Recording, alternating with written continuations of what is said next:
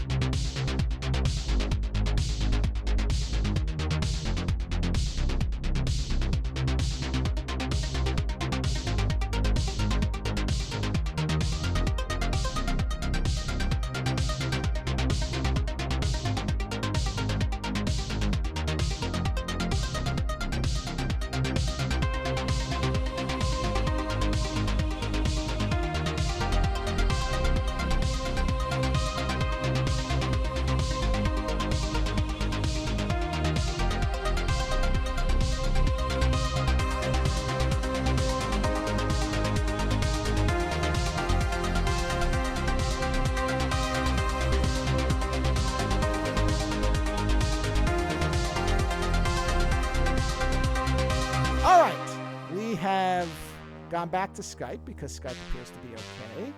We will continue working on our FaceTime backup solution, but for the moment, the horrific audio problems that were there right from the start do not appear to be present, so I am not as concerned this time. Of course, you never know. Last show of the year, it could all crash and burn, but before it does, I will start off with our shill segment by saying go to patreon.com/Ozone Nightmare if you would like to support the show.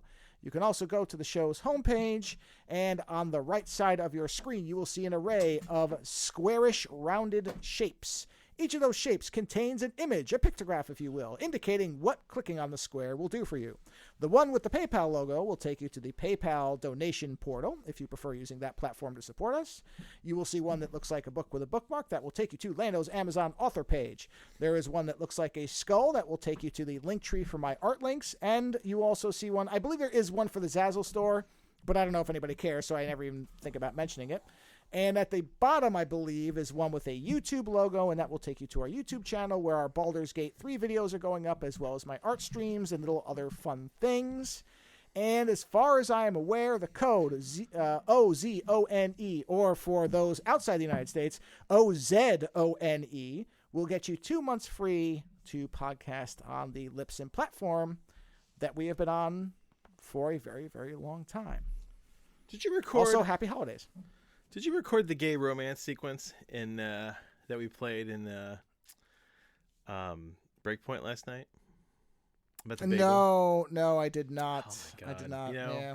I haven't been recording Breakpoint because that's just been purely fun. You had me laughing so hard about that, and then it stuck with me to the point of which that I remember it the next day. Sometimes we talk a lot of shit while we're playing video games, and like, you know, it's just kind of, it's shit. You know, it just kind of washes over. You laugh and you forget about it. But sometimes there's you know, we get into these jokes that you that stay with me, and the whole thing about the two programmers, Eugene Levy and the Spectrum guy, being in a like lurid gay romance with bagels is that one stays with me. Oh, I forgot about the bagel part. Yes, that's the bagel part. Stayed with me. Yeah. Let's not even talk about what he's going to do with the locks. Yeah. That, by the way, goes back. I don't know. I think this is where it came from in my head, because sometimes I just kind of spout stuff. But I believe that's because in Schitt's Creek, which Eugene Levy is one of the stars of, there is a episode, I don't know if you made it this far, where he is renting a space to work. And the guy he's renting it from, his only knowledge about Jewish individuals is that they know about bagels. Yeah, I got that far, yeah. And it's, so I think it's the garage, isn't it, when he's renting space garage. in the garage? Yes. Yes. And so that's where I think my brain pulled the bagel thing from, is because he looked like Eugene Levy. And, of course, there was that funny bit about, Jews know about bagels, right? Which is, you know, it's a very good-natured kind of joke, the way it's done in the show. It's not derogatory in any way. But I think that's where I came up with the idea of sexualizing bagels, because the character looked like Eugene Levy. So, but no, I did not record it. I'm sorry to say. Yeah, it's very funny. It's probably you know what? It's probably best. Oh, no, it's funny. But the thing is, I'm really trying to, I try to record now when there are missions, so that they Okay. don't just become 2-hour videos. That way there's something that you actually... I know- always worry sometimes because sometimes I forget that you're recording, and that's when I worry like that one of us is gonna one of us Oh, is no, gonna no, make no, a no, no, joke. no. Okay, let me tell you something. If there was Yeah. at the times where things have been said where I had even the smallest concern, I stopped the recording dead in the middle, and then I know, and I immediately delete it in the background so I won't forget. So I Got I have it. a very good system about if you mention something like about your kids or something. I'm Oh like, yeah, family. you know, Yeah. But yeah, but every now immediately and then, stop and delete. because I know that the two of us have a tendency to be able to like push each other kind of like Sure. closer and closer to the line. You know, it's like Yeah. the whole game of like how close can you get to the line without necessarily completely crossing it. I was having a discussion with somebody about this the other day because they were talking about, you know, what are the things, you know, where are your red lines as far as in, you know, and I was saying, well, look, I said I'm generally I don't have many where I say, okay, no, you know, you can't joke about that or whatever. I said there's very few instances where there are things where I'm like, no, that's really, you've gone too far. For example, they were saying, you know, about what was it? Something like memeing certain people and, you know, or using certain people's images. And I said, well, I'll give you an example. I said, you know, if somebody says that they like Elon Musk, I that's not a reason for me. Let's say I was still on Twitter, which I technically am, but I'm really not active there. If somebody mentions that they support Elon Musk, I don't block them just for that. Some people do. Some people that's they won't even look at those people's posts. I'm not going to do that because, you know, whatever. I don't care that much. Elon Musk is a doofus and an idiot, but I don't know that he's as malevolently toxic as, say, Alex Jones, who if somebody says anything where they're like, oh, maybe Alex Jones, block. No, sorry. Somebody who's telling people that their kids didn't die in a shooting, no, I'm done with you. No, there is no playing around with that guy for me. That is a one and done. You don't mention anything about him, and I'm going to look at anything else you have to say. You are immediately off the planet for me. Whereas, like, I don't have social media, so I don't have that sort of blockage. But I do know that if I'm talking to somebody, right, and they mention, if they mention that they're a longtime listener of Alex Jones, it's a red flag, right? But if someone's a longtime listener of, who's the other guy? The Fear Factor guy. Oh, Joe Rogan. Joe Rogan, right? Joe Rogan is not always an idiot. And Joe Rogan's show can sometimes be entertaining. But the thing is, like, because I have as little contact with Joe Rogan as I do, when I look at Joe Rogan, my brain goes, Joe Rogan, you mean the guy from Fear Factor? Who is, and beyond Fear Factor, I think of Joe Rogan as a comedian. Because the only other long-term interaction I had with his material was watching his stand-ups, which my wife hates, by the way. Which I actually thought his stand-ups could be quite funny, especially his whole thing about, you know, if the world came to an end outside this theater, how would any of us know how to do anything? And there's the whole thing about the microphone. Like, I don't know what it does. I will say this weird thing about Joe Rogan, who I have basically no interest in anymore either. Yeah. But unlike, say, Elon Musk or Alex Jones as good examples, most of the people who like him generally, there are of course nuts like there are for anything else, but I don't hear a lot of the people who are fans of his that I see interactions with. There are a lot of the problem with Joe Rogan, there's a lot of fitness people who listen to him. Well, I was going to say a lot of them don't view him as a messiah. They just like the fact that he doesn't care. Yeah, there's a lot of fitness people, and then he kind of, because they're listening to him about like a lot of fitness stuff and UFC stuff, then it kind of creeps into other shit, you know, right. and that's where he gets dangerous. But the thing is, I never, like, for years, I didn't know that he had anything to do with the UFC.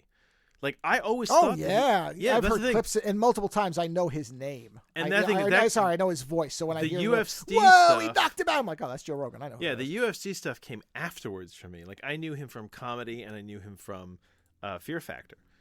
So, like, now that he's got his own show, I look at him, and because in my head I look at him, I'm like, yeah, you're a comedian, you're a TV presenter. It's like, no, you're not someone that I'm going to for my information. You're going for someone that I'm, you know, it's like I would no more take information of importance from Joe Rogan than I would from, like, Letterman. You guys are interviewers. Sure. You interview people that might be entertaining. This is entertainment. And that's where I put it. Yes. Yeah. You know, but the and thing is, and that's the difference is where people, yeah, exactly. People think Elon Musk is the savior of humanity, and Alex Jones is, he's revealing the truth of the deep state, man. He knows it. No, he doesn't. Stop it. He's an idiot. No, he's making money. As for Elon Musk, you know, after watching the John Oliver kind of thing on him. Yeah.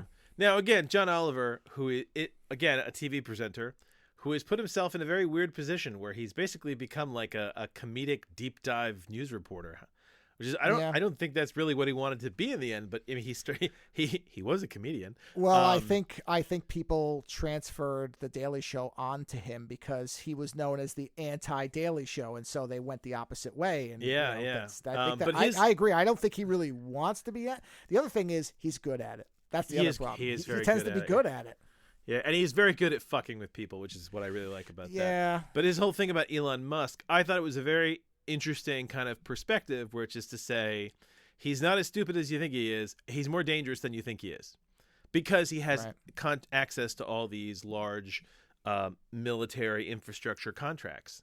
So I will not ignore Elon Musk because I think it's dangerous to ignore somebody who has that kind of access. Yeah. But I also don't think that he's some kind of genius. And that was one of the things actually that did bother me from the John Oliver expose, which is that sometimes they talk about these companies and they talk about these companies like Elon Musk did that. And I'm kind of sitting there going, no. Elon Musk he did not do that. He was there yelling at people and he had brilliant scientists do that. Right. You know what I mean? And that's the thing is you have to remember the mistake people make is that they're still personifying companies into an individual. Whereas, listen, if Elon Musk had a ship full of monkeys, he's not getting very far. You know, he has the money to hire brilliant people and then treat them like shit until he gets what he wants. Yeah. But nonetheless, there are brilliant people in his companies. So, sure, of course. Yeah. You know, so it's like I'd like the credit to go beyond him. You know. Yes. Because what is his degree? Is he an engineer? Does he have like an electrical engineering degree or something like that? Or am I going to find out that it's like hold on. Now I need. I'm looking. I don't think he has any kind of anything. I think he's just rich. I don't think he has any type of formal education. Here we go. Bachelor's degree in physics and economics. Really? Yeah. University of Pennsylvania. He received a bachelor's degree in physics and economics. Oh, bachelor's degree. Okay. Yeah. So he's got a bachelor's degree in physics and economics. Okay. He has a background. So he knows slightly more than I do. Okay. Okay. Well, in the realm of physics and economics, he probably knows quite a bit more than you. Yeah. Because, I mean, you did illustration. I don't know if I believe that because I don't know that he didn't buy those degrees. Let's not forget where he comes from and what he's done. And that's the fear with when the second you've got very heavily moneyed individuals is you know what? Okay. Yeah. Does Elon Musk here? I'm gonna pose a question just generally. Yeah. Go for it. Is Elon Musk a good engineer? Let's see if anybody says. Let's see. He's not an engineer at all. Oh, interesting. There's an engineers Reddit where somebody said, "I'm curious what you guys think about whether Elon Musk is an engineer." Let's see here. Okay, I'm just looking to see what people who are engineers think. Depends what you define engineering as. If you only consider the legal definition, can he call himself an engineer on paperwork based on a bonded license from the state? Then no, he is not an engineer. But engineering can go beyond that. Okay, so this person is making an argument that it's not a very simple answer, which is fine. I don't have any problem with that. Physics graduates work as engineers all the time. Okay. Yeah, that's interesting. So it's not a yes or no answer. At the end of the day, I mean, engineering is to some degree the act of figuring out the design and how something goes together. You know, there's lots of engineer projects that require engineering that it's kind of saying that no one can talk you through your problems unless they're a psychologist. You know what I mean? Like having a psycholist might help, but anyone talking to you about your problems will help. And the same as if you have a problem where you need to figure something out, a non-engineer can figure out the problem. An Well, engineer has more training. Yeah, depending on how you're looking. Like if you're building a bridge, listen, you and I could build. What'd a you bridge. say his things were? Physics and what? What was the other Physics and economics. one? Okay, so then all right, so then Yeah, you and I could build a bridge, but at the end of the day, you'd rather have with proper materials. Joe and I can get you across a river, probably. Yeah. But an engineer will make it so that you can get back. So in terms of engineering, my original statement was correct. He doesn't really know any more than I do in any certified way, or any. Yeah. But I mean, honestly, demonstrable way. by now he probably does because he's been around it for long enough. So what those degrees Hopefully. actually make a lot of sense to me, because that tells me that what he knew enough was to say, okay, this is the thing that I want to accomplish, and this is the way to build a business to accomplish it, because physics would give you the understanding of, okay, Of the science. I know how to get to space, right? Yeah. I know what the physics are to get something. I know how hard it is to get an object into space. Got it. And then the economics is, okay, how can I make it viable to have a reusable return vehicle? Okay, now I'm going to hire people who actually know what they're doing. Again, get the geniuses, yeah. Yeah. So that's that makes sense. That makes sense. So, yeah. But I agree. That's the thing is it is absolutely, I think, accurate to say that Musk has been outside of all of his recent and personal stuff, he has been he was, I should say it this way. Well, he was. He yeah, was a very positive force in terms of environmental benefit, because he got the electric car market moving, where it kept stalling, and he got Tesla, for all its quality and control issues, did get people excited about it. It energized the space. They're still. Hey, listen, they're still on the road. Yeah, and they still sell fairly well. So would other car makers, which had already tried electric and given up on it, still be doing it? You know when I knew that Musk had succeeded with the Tesla? When our friend Snedeker contemplated buying one. And he's like, when it comes to cars and everything, he's usually the most down-to-earth, like grounded person you can talk to about purchasing and owning a vehicle. Like he owned his first car that he bought till it was like dead. And like I think he's only owned 3 cars in his whole life, right?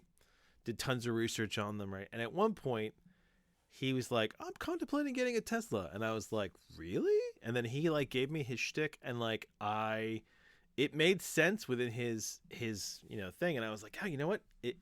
Tesla has created this product to such a point that my audio engineer friend, who's very grounded, trusts it." And I was like, you know what? I was like, that's some kind of win, because I still won't buy a Tesla. No, I wouldn't even come close to one. Yeah. Not even because of Musk. It has nothing to do with him. I don't want to drive that type of car.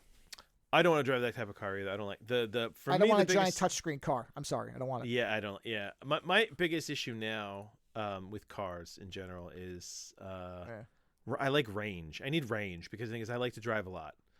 And I don't always have that much time to sit and charge, and I don't always, especially where I used to live. It's different now because I'm in Jersey, but when I was in Vermont, there weren't that many like high speed charge stations. Like I'd have to drive into town to get my car charged. You know what I mean?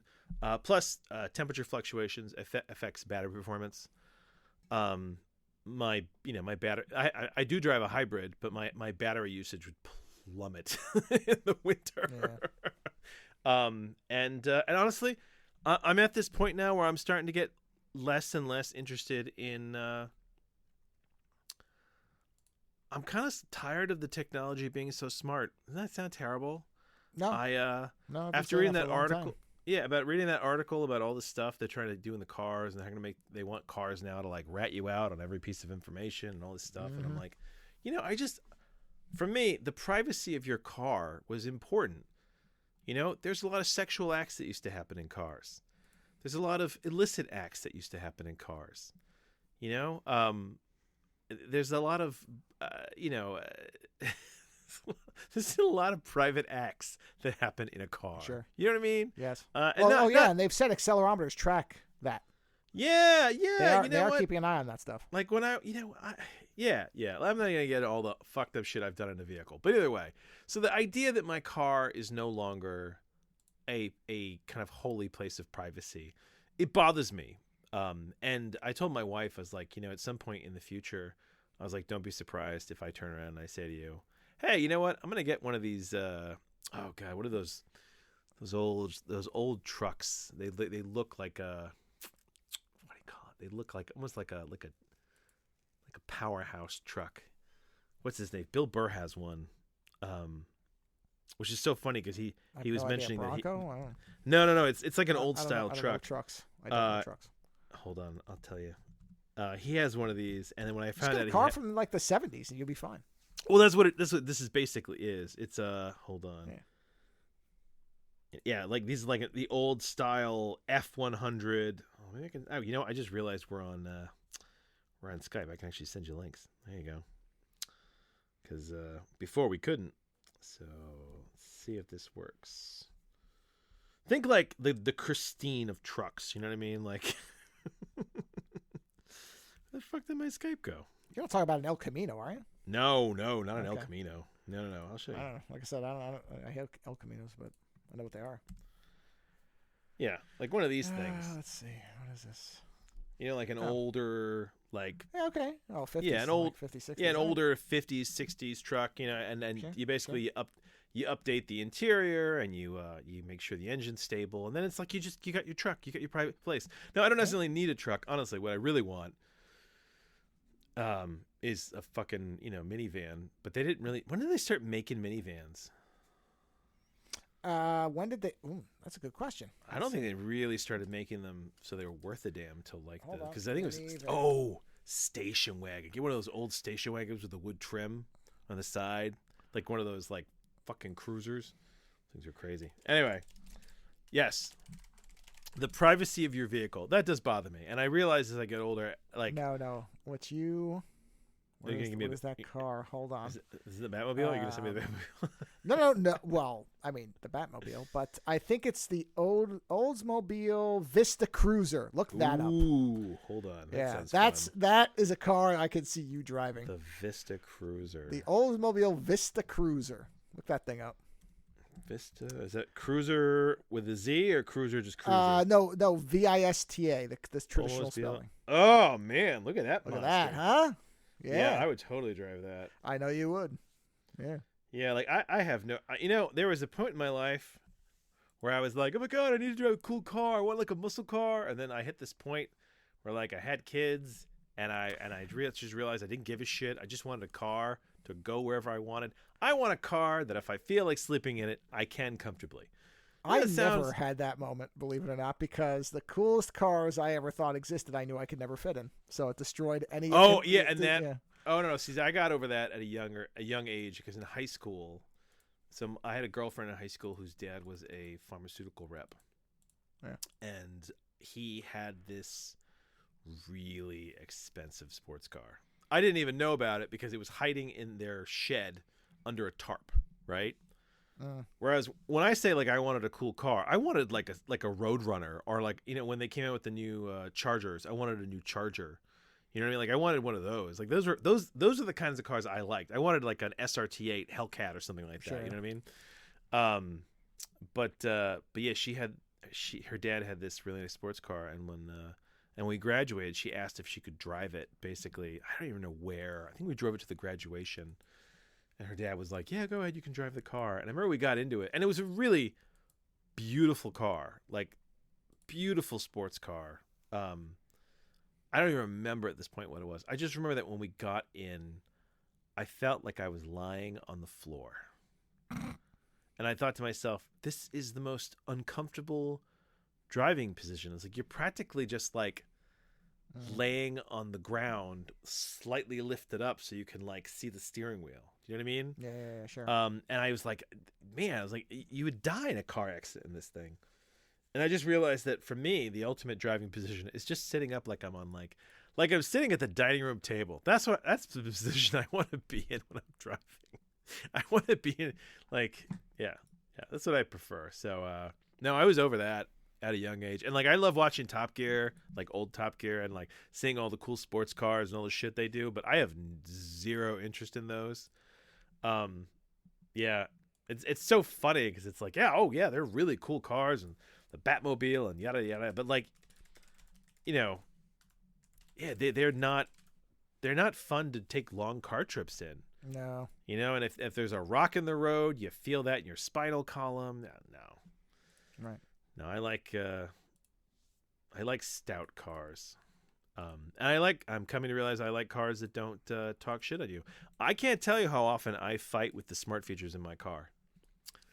You know, your car's like, you're going to hit something. I'm like, I'm not going to hit something. And then it kicks off my gas. I have this all the time where you could disable most of those, can't you? I need to go into the features and disable it. I had this thing where basically I'm trying to Yeah. pull out of the parking lot for my daughter's school, and there's a lot of cars flying through. And to get out, you basically have to start going as the car in front of you is passing, and then you can get out really quick. My car goes, no, you're going to hit something, and Don't cuts do my that. gas. Yeah, it cuts my gas. So then there I am, just rolling out into traffic, about to be hit by incoming cars. And I'm like, you fucker, you know, like I have this thing now where I yell at my car. I do it in front of the kids sometimes where I'm like, do that again, and I'm going to send you back to your overseers in like a box, you know. And my daughter's always like, who are the overseers? My wife laughs. She's like, oh man, she's like, you read that article about how your car is ratting you out and you just don't trust it now. And I'm like, I don't like all the mommy features. And I acknowledge that there are people who need those features. I have used those features before when I have been when I haven't felt well and I had to get someplace, right? But I know that once they put these technologies in your car, they will not really give you a way to fully pull them out. You know, so like once they can spy on you, they will always spy on you. Well, yes, of course. Well, that's why a lot of these car makers are ditching CarPlay and Android Auto, because they want you to use their solution, not only so you have to pay for it, but because then they get all the data. Yeah, exactly, and it's theirs to do what they want. Yeah. No, I like this. I like this Oldsmobile Vista Cruiser. So there you go. Yeah, that's nice. I mean, the biggest I problem thought with these that would cars appeal to is, you. yeah, well, you know, my dream car is still the fucking the Mercury, the Cobra car. Oh, of still course. Cobra car. Oh, Yeah. God. Yeah. The problem with Great those car. things is they're beautiful cars, but I did get to drive a 1957 Oldsmobile at one point, and that was like maneuvering a boat. Well, that's it with the 70s Corvettes too. Yeah, is they are miserable to drive. Yeah, there was no power steering. All right, so like I was muscling the there's car. that. Yeah. So I mean, it'd be good to keep your arms in shape. I'll say that. Oh yeah. But I mean, you know, you top shape. that's not a car you want to drive into your old age. You don't want to have to make a quick maneuver in it. Let's put it that way. Man, you know what I saw the other day? I saw a Jaguar E-Type. Oh, really? Parked on the side of the road. There was like a crowd forming. I drove by it, and it was this beautiful. I would think it was this beautiful hunter green, and I was like, "Damn, that is a good-looking car." I mean, it looks like it's sized for a child, but it's a good-looking car. Oh, design-wise, it's a beautiful car. It's a beautiful car, yeah. I would not want to own one because every time I had to go anywhere, I'd be panicked that I'd come out and it'd be gone.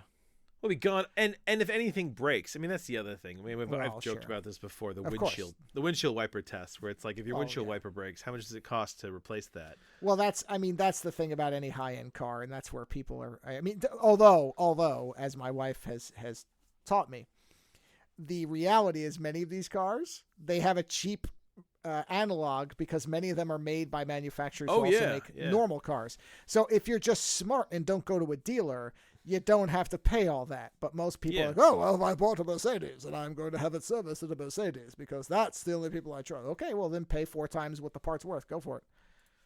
Yeah, then you have to find a mechanic, and that doesn't always work either. Well, no. And at some point, they'll make it where mechanics won't be able to work on these cars. Without a doubt. Well, they're already doing that, yeah.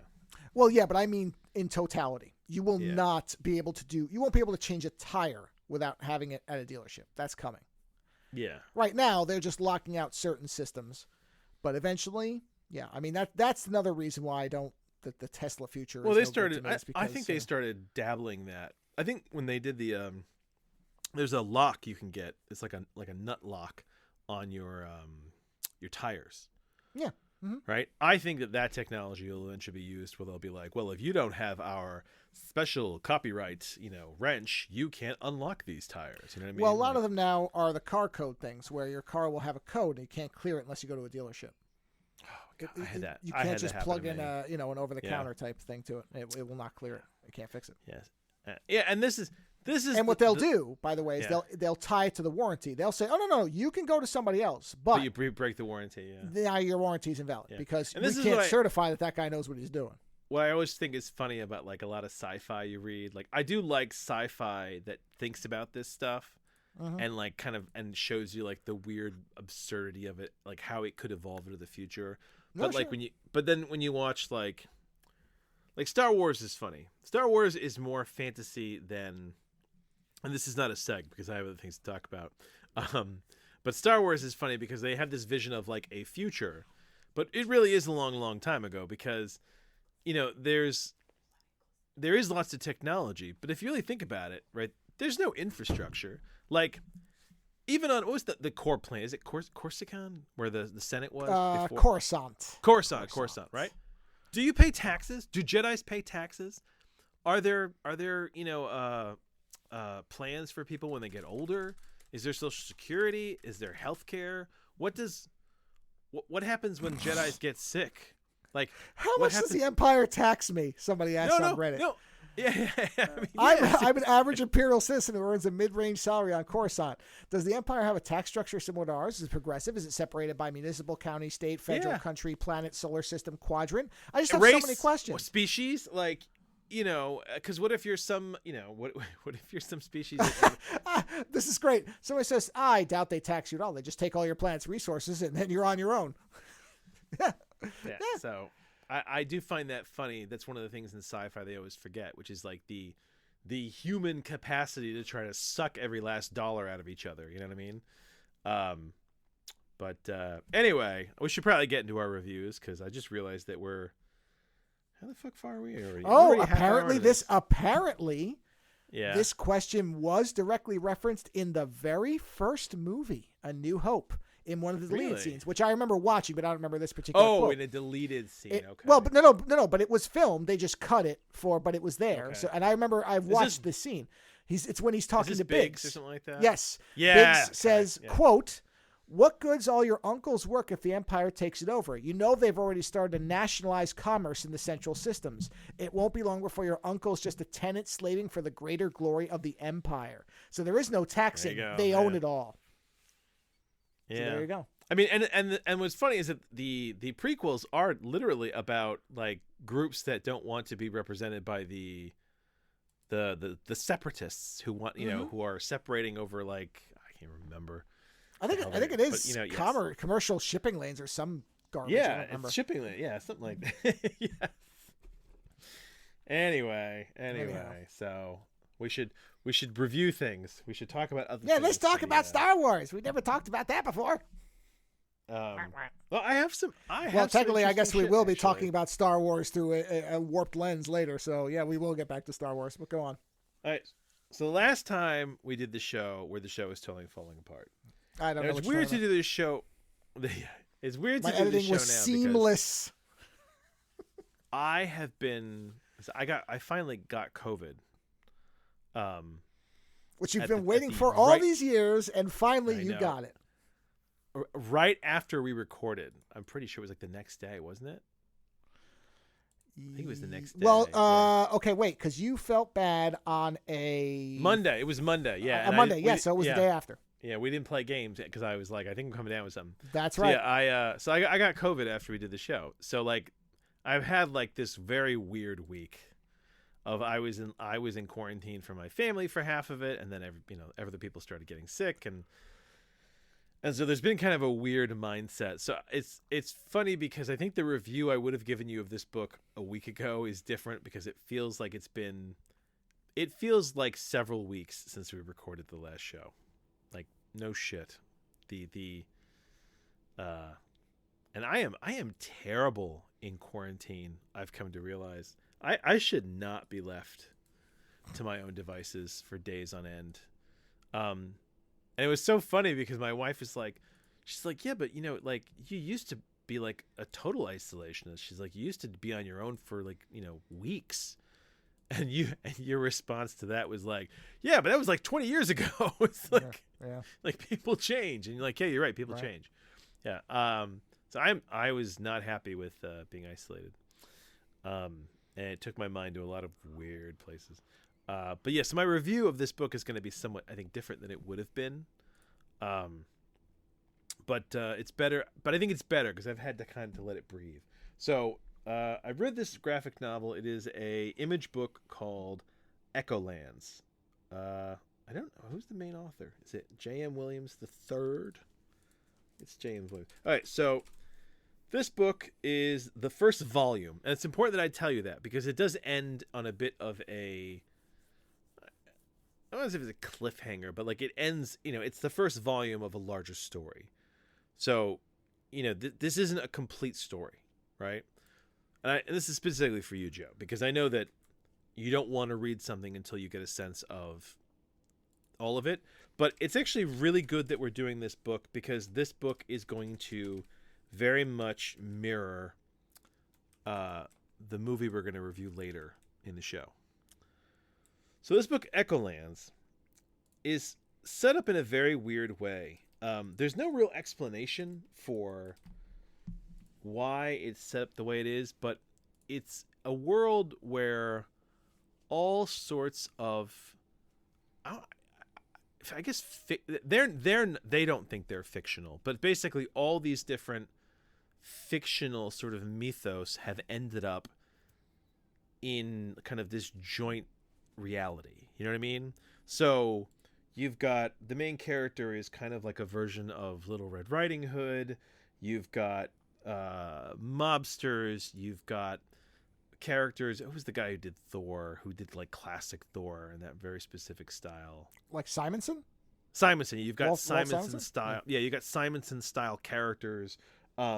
You've got, vampires that look like something out of like a, Dark Horse comic. You've got all this shit. And what they did was all these different characters and their worlds are drawn specifically like that style from where it comes from, right? So when you're reading the book, you'll be in a scene and you'll have 5 different types of characters from 5 different kind of mythologies who are all drawn in the original style of their art. So like the Red Riding Hood character, she looks very much like a modern Image comic, but then she's standing next to this guy who looks like Flat Top from a Dick Tracy comic strip, and he looks like he is drawn like a comic strip, right?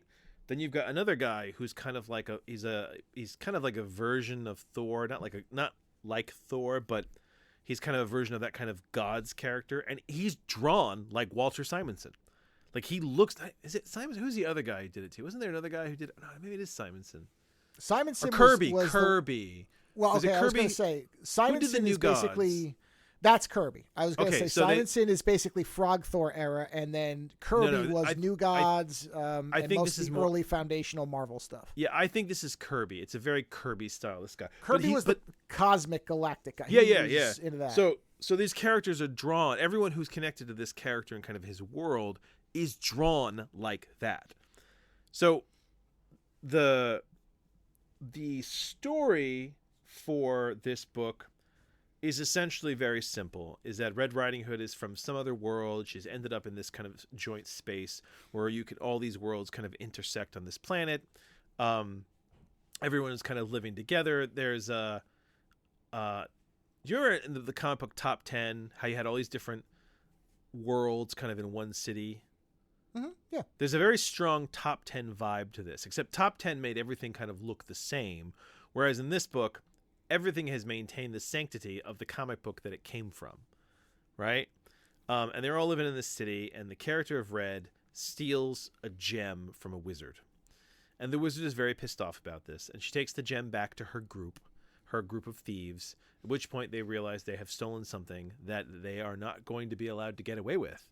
And so the wizard sends his quote-unquote daughter, which is really a killing machine that he built, and she proceeds to pursue Red and her merry band of thieves, who are not very happy that Red has done this, through this world, and they're trying to escape.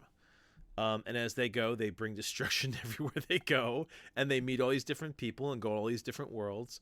And then as it goes on, they're beginning to get this sense that their story has been foretold and that they have kind of entered into a state of fate where there's more going on than they realize. And it really kind of culminates at one point in the book where they meet an alien, like a classic big-eyed gray alien who's living in some kind of underwater like temple, and he has collected all these weird things, and he's kind of all-seeing. He knows all this stuff, and their coming to him is foretold, and so he's helping them because he's helping fate move along.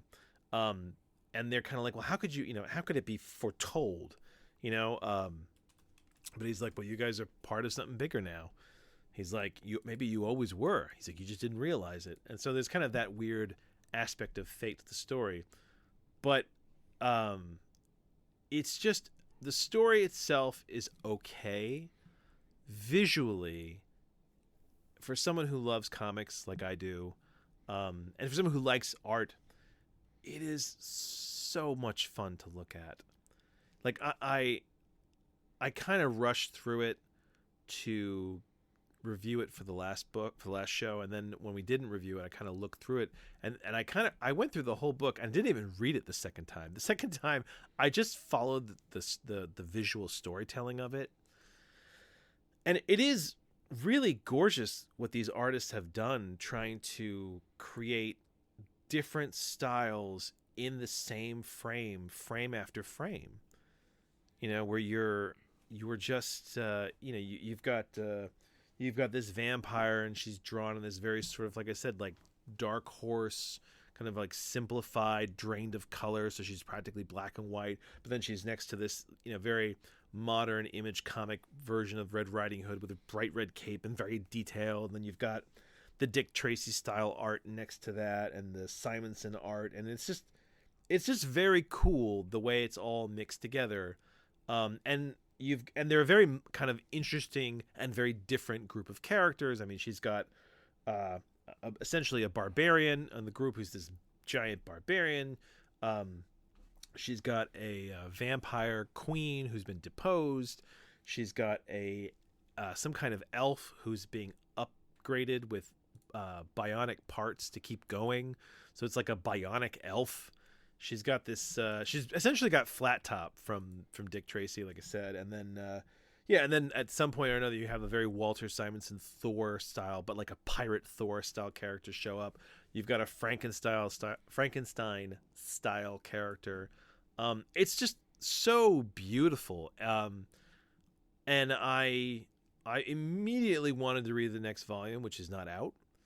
And I feel bad because I read this thing the other day where they were talking about how we've become so used to just being able to consume media at a high speed that, you don't realize that some of these things still take years to produce, and then they give it to you and you're like, yum, yum, yum, yum, yum, you eat it all up. Now I want the next volume, and it's like, fucker, that took years to make, and you just, you just sucked it all down in like an hour, So I'm trying not to be like that, but I immediately wanted to read the next one and see like where they went, what other artists what other art styles they wanted to pull in. I don't know if you can find any images of it. Oh yeah, I've been looking at it. Yeah. Do you see what I mean? Like they have all these different styles just like walking right there next to each other. Is this all the same artist doing it? So looking at the table of contents, I think there's like 3 artists who. Okay, I was going to say, because if one person is doing it's all of amazing, this, right? That would be amazing. That would be very, very. I mean, you could do it. So somebody could do it, but that's not easy. Okay, so yes, it is one guy doing the art, by the way. That's amazing. J.H. Williams III does all the art and the design. Yeah, I mean, don't get me wrong. It's not hard if you're good at doing it that way, but it's not going to be. Yeah, but it's not simple. He's got people doing the letters and the colors, but he did all the art. I'm looking at design. some of the art styles. So basically that takes a long time because you have to lay it out and then you have to decide. Yeah, it's interesting. and the fact that he doesn't draw attention to it, I think that's one of the things I like about it. Is that it's never. No one ever points at it and says, "Hey, look at this! Look at our art styles are different." No. It's just there from the beginning, and he carries it all the way through, and it never gets in the way. It's always kind of perfectly flowing in there, The story itself, like I said, is not the most complex story, but to some degree, you're not just there for the story. The story is interesting enough, coupled with that visual style. It's actually a really great book. So, yeah, I wanted to bring it to the table because if you like stuff that's weird, if you like really rich visuals, Rich visuals, yeah. I think that you'd really enjoy Echolands Volume 1. It is just the beginning. And you know what? Even if he never put out a second volume, I'm very happy I read this because just as an art project, it's gorgeous. And the way it ends is not so much a cliffhanger. Like, I can kind of work out how things would work out based on how this particular book ends. You know what I mean? Like, it doesn't end on we're all going to fall to our death. Like, it ends with something that is surprising, but it's not like we're all going to die surprising. It's this might save the day surprising. You know what I mean? So yeah, that was the first thing I wanted to bring to the table. I thought you would find that interesting and visually enjoyable if you get a chance to check out. But and at one point they do find an island of robots, like Gundam style robots, like Japanese anime, and I love the logic with the robots. The robots won't leave the island, and there's one human character washes up on the island, and he's like, "Is this a whole island of like robots?" And they're like, "Yeah, we are AI. We are a community," and they're like, "We don't mix with people." And the guy who washes up on the shore is like, "But why?" And the robots are like, well, we have seen various versions of ourselves through the different worlds, and in every version, we turn on man and destroy them. And we don't want to destroy man. So the less contact we have with man, the more chance that can happen. The less chance we'll turn on them. And if we do turn, perhaps we won't understand them well enough to... it's neat. And then there's a robot character that basically gets charged with taking this human back. And because otherwise they're going to kill him. Like they were like, we can either kill this human here and now so that our truce is not broken, or someone has to take him away, and whoever takes him away can't come back. And the Gundam character that basically opts to take him away says, well, I'll take him. And they're like, that's fine. They're like, but you cannot come back to the collective.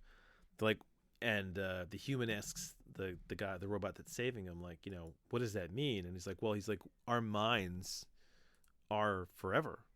He's like, but our bodies break down. He's like, and when our bodies break down fully, our minds are re-injected into the hive where we can kind of spend time with the group. And then eventually one day we are repurposed and we are plugged back into a body and we can live again, like on some level. And he's like, but I'm coming with you. He's like, therefore I will no longer be allowed to be plugged back into the hole because I will have had too much contact with humans. Yeah, yeah.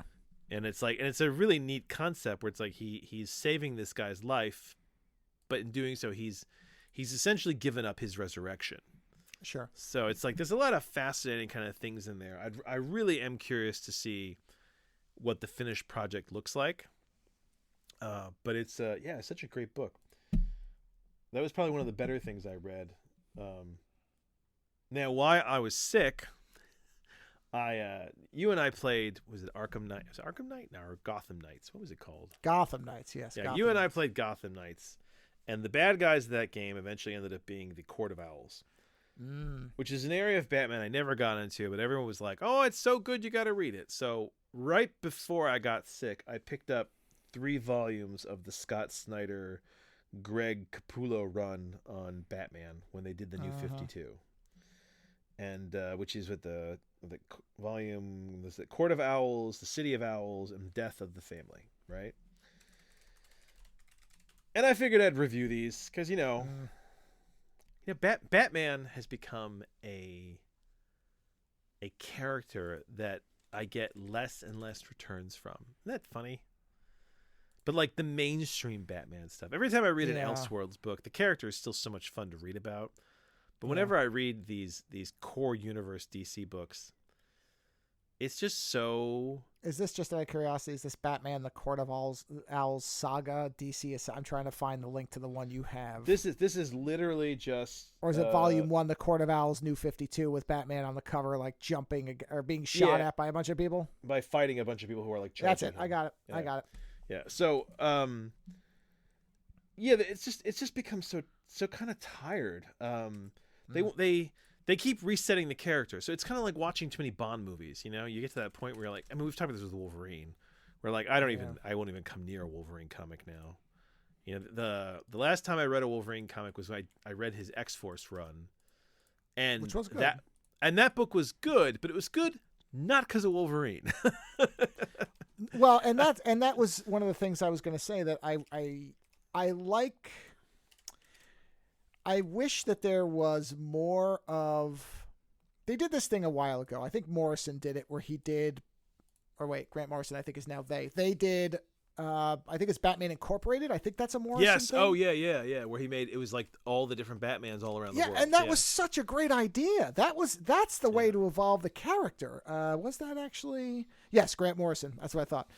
That to me is the way you take a character that, like you said, we've seen forever and ever and ever and ever, and you don't destroy the concept, but you move the concept beyond the character. Yeah. You move it. And that's the thing. If Bruce Wayne is smart, you know, at some point or another, he's going to realize he can't do it on his own. But the problem is the Batman character in the comics is no longer human. He's superhuman. He's Captain America, right? I know they didn't give him super serum, but they might as well have, right? He recovers from everything super fast. You know, he's super strong. He's super smart. I mean, he's Captain America. So the Court of Owls, I told Joe very briefly about this, that it's an interesting idea, but it's an idea that relies heavily on retroactive plotting, because I've never heard of the Court of Owls before, and I've read a lot of Batman.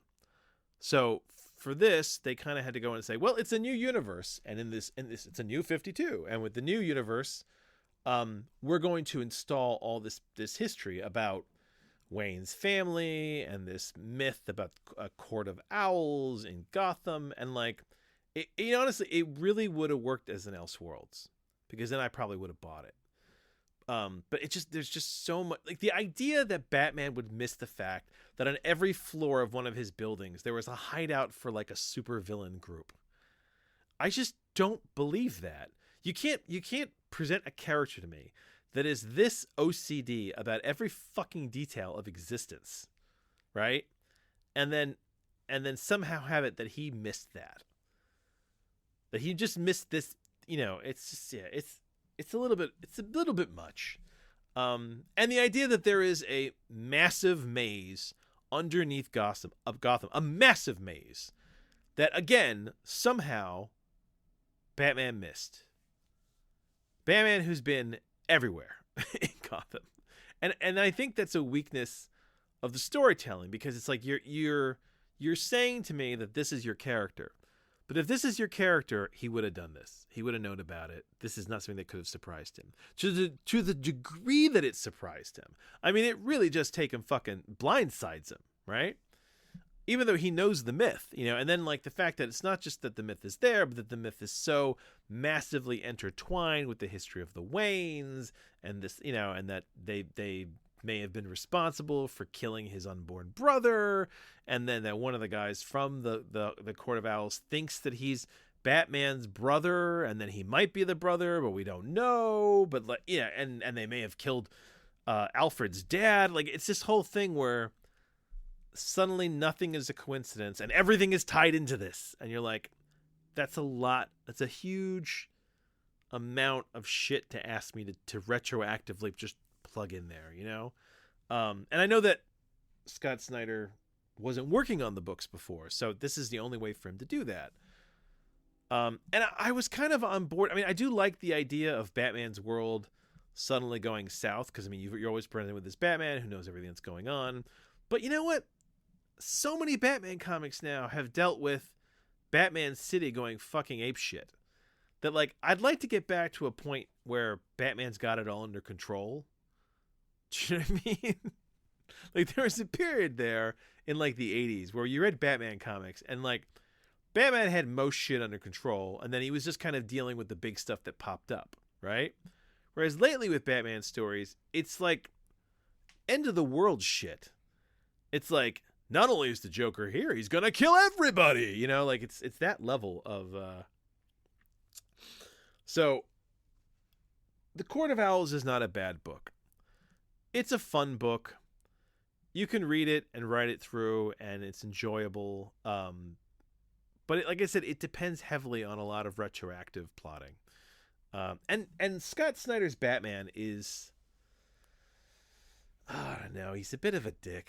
Have you noticed that lately? Like the modern comics Batman is very much a dick. He doesn't want to tell anybody anything. Like they paint, like this is why the Batman Incorporated thing I have an issue with. They paint him like he has this big family and he cares for them and they care for him. But he lies to them constantly and doesn't tell them shit. Like, he is the most untrustworthy stepdad. And he's like, I have your best interest in mind. But then he tells them nothing. You know, like, I get the reason why Nightwing was like, dude, I'm out of here. Here's Gotham.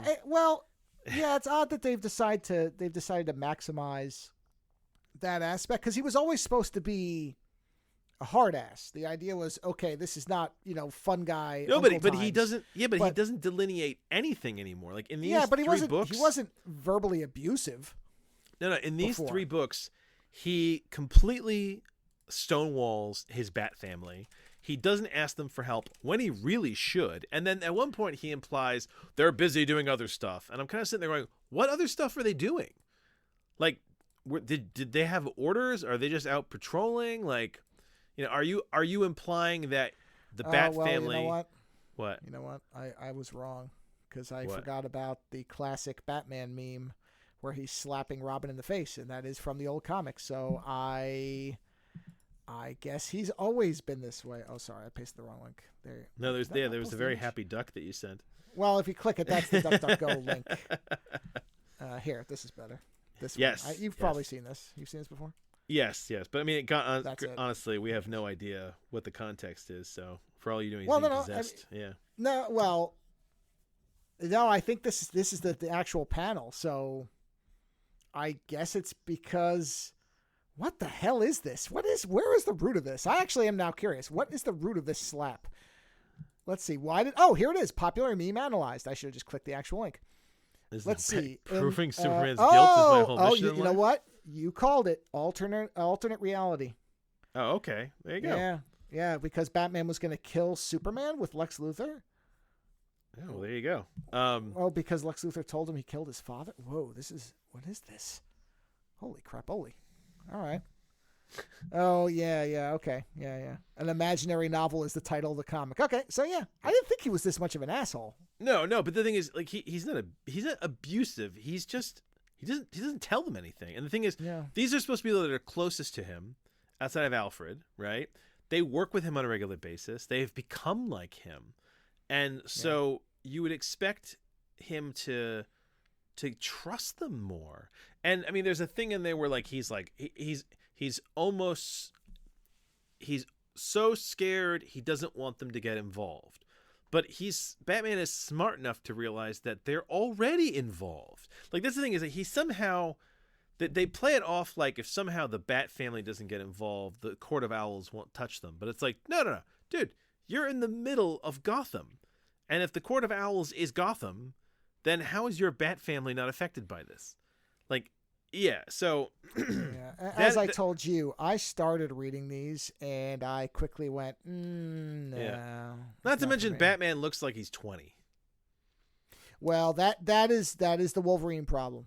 Unlike Judge Dredd, who now looks like he's about to fall apart because they've aged him as he's gone on. Batman looks like he's 20. He looks like he's the same age as Dick Grayson.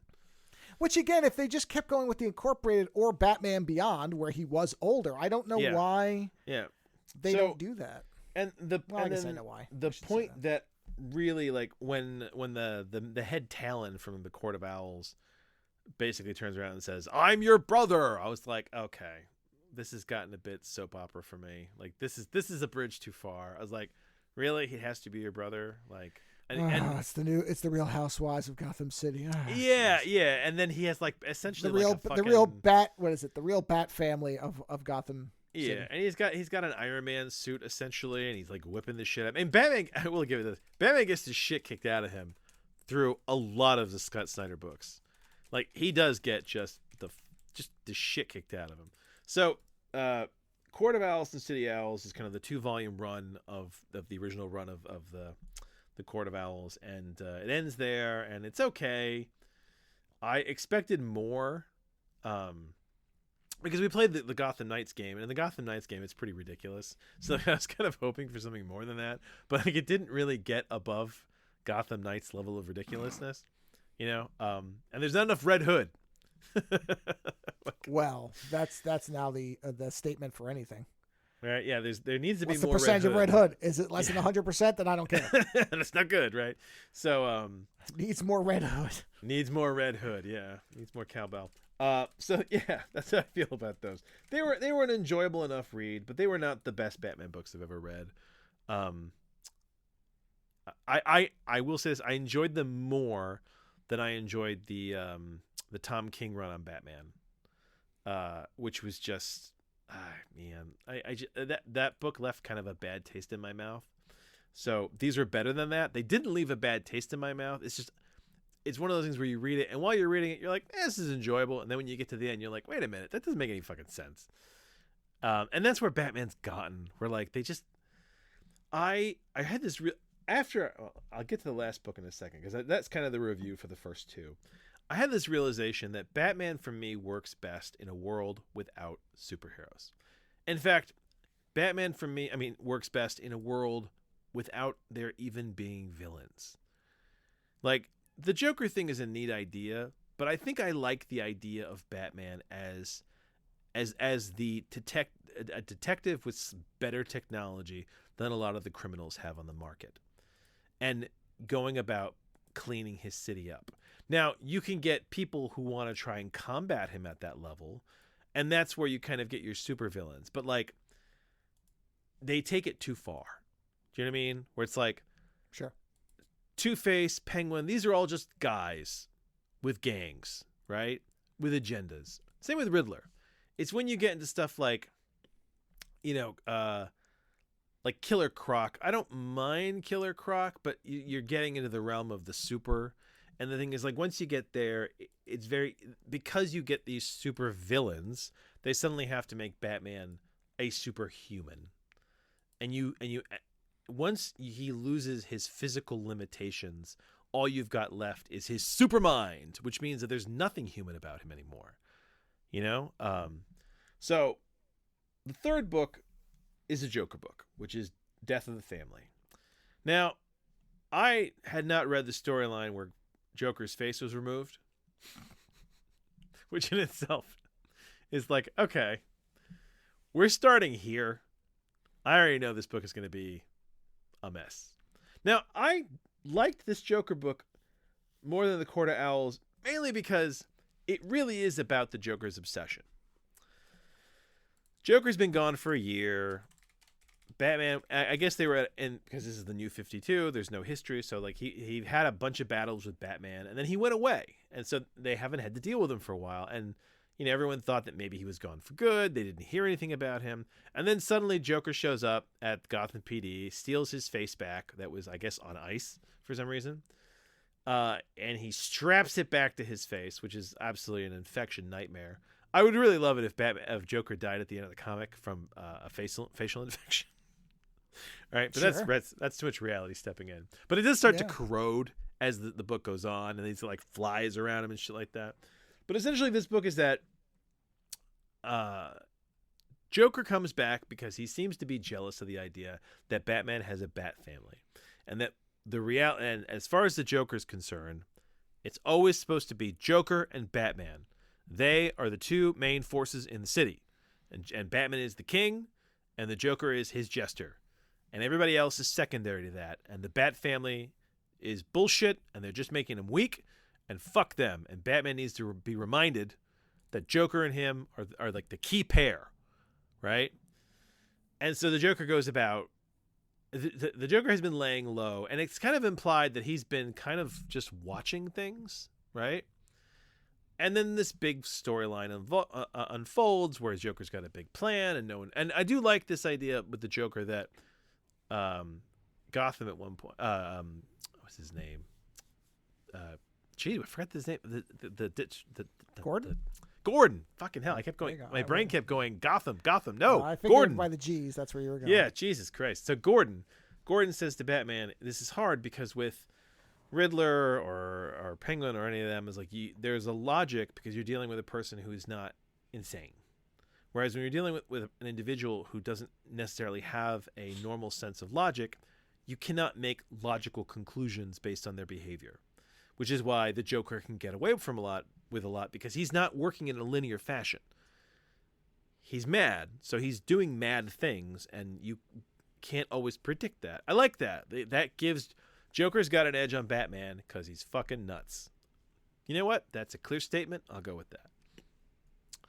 And a lot of this book is Batman pushing his kids away, thinking that as long as he pushes them away, the Joker will focus on him and he'll figure out the Joker's plot and kick his ass.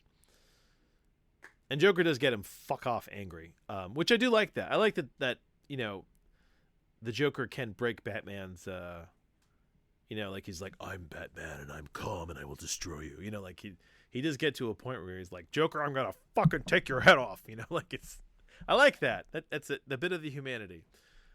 But again, it's that stupid Batman thing where he's like, I push my family away, and it's like it's so obnoxious that they did it in the Batman Lego movie. Like it's that level of kind of stereotypical absurdity. And it's like, I just love it if we started to evolve past this. It's like Batman's got a whole family.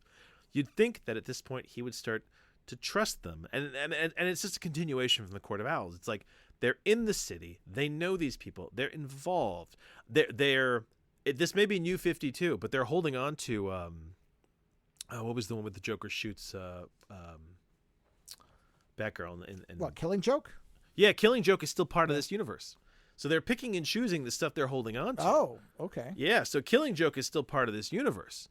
So it's like it's shit like that where you're like, right, these people are involved, dude. Like, why wouldn't you So, and in the end, Joker tries to break Batman, and there's a lot of weird, fucked up stuff he does to shock and awe the reader, and in the end, there is a sequence in there where Batman does think that Joker has cut off the face of all the Bat Kids, which I did genuinely sit there and say, there's no fucking way that they actually, this isn't an Elseworlds book. There's no way they did this. Because then at the end of this book, someone's like some super magical space doctor is going to have to show up and reattach all their faces and be like, oh, it's good that we got those faces back on with no scars. Thank you for that alien technology, Hal Jordan, or some shit like that, right? Luckily, as the Joker puts it, it's all a big trick. And that's one of the things I like about the Joker is that there's some shit he does that's awful, and then you realize, oh no, he really did that. And then there's some shit he does that's awful, and then you realize that it's a big gag. And it's like, I like that they maintain that some of it's just a big trick, just to piss you off, and then some of it, no, he did do that. Haha, right? And even Harley Quinn is disgusted. Like, she helps the Joker early on, and then kind of backs out and says to Batman, I was like, he's different this time. He's like, I'm kind of bailing on this. She's like, I think you should bail from this too. And Batman's like, I can't bail from this. Fuck you.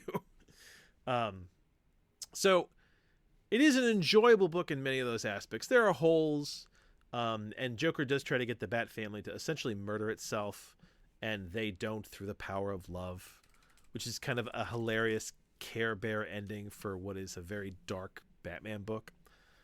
But there is one stunning concept in this book that I will mention because it was one of the things in this book. It makes it it shows me that the person writing it does to some degree understand Batman and is always they're getting close. They flirt with kind of the greatness of the character and the greatness of the dynamics, which is that at one point Batman tells the Bat family that after one of his early battles with the Joker, they both fell into the ocean. The Batman couldn't find him, and he got in his boat, and he took the boat back to the Batcave. And part of the trip is like fully underwater, so it's like it turned into sub mode.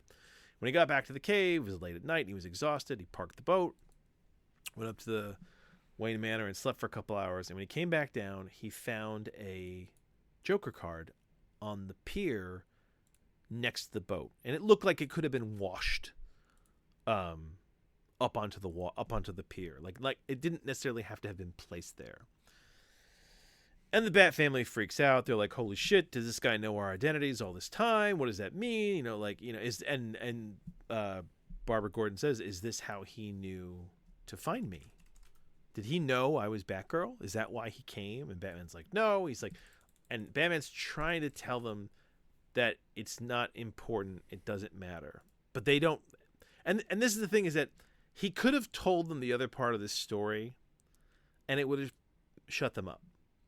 But he doesn't. He keeps it a secret, and he doesn't tell them the other half of the story, blah, blah, blah, blah. And, like, I know that it's a narrative effect, but it basically just makes it so that Batman is keeping secrets that he doesn't need to keep, right? So he keeps saying, "Don't worry." He's like, "I don't think that stuff matters." It's a Joker. Joker doesn't know our identities. It's okay. He would. I was traveling at 50 miles per hour. He would have to hold his breath for like 5 hours. Like this, Joker didn't get into the cave. But then later on, he's talking to Alfred about that card, and Alfred's like, "How did you know that he, that he didn't know?" And Batman says, "Well, it's partly that he didn't know." He's like, "And partly that he didn't care." And Alfred's like, "What do you mean he didn't care?" And he's like, "Well," and he tells a story about how he was, as Bruce Wayne, he organized a trip to tour Arkham, saying that he was going to build a wing or some shit. And he was there, and they were touring, and he organized a situation where he was momentarily left alone near where some of the criminals were, near where their cells were. And he walked up to the glass and to Joker's mirror, and he held up the card and said, "Hey, I found this. I think it's yours." And Joker looked over, and he recognized the card. And then he looked right through Bruce Wayne. And Bruce Wayne, Batman says, he looked right through me. He didn't recognize me. He didn't want to recognize me. And he said, the reality here is that Joker doesn't care about Bruce Wayne. Joker cares only about Batman, about Joker and Batman. And this is exemplified by the fact that later on in the book, what finally kind of stops Joker is that Batman threatens to tell him who his real identity is, what his real name is. And this maddens Joker to the point that he essentially throws himself off a cliff. He will not hear it, because it's not about who they really are. It's about this: I am the Joker, you are Batman. Everything else is unimportant. Who we really are doesn't matter, because this is who I think we really are. And I like that idea, because that's an idea that I haven't read before in a book. That's a new Batman thing that makes a lot of sense. That I don't care who you really are, because who you are is meaningless. If you're not Batman, then you're pointless to me. It's you being Batman that makes this fun. I don't want the normal part of you. I want the freak like me, so we can play. Right? And that was one of the things I actually really did enjoy from this Batman book, which is something new. And that's, it's rare that you get a new facet that works.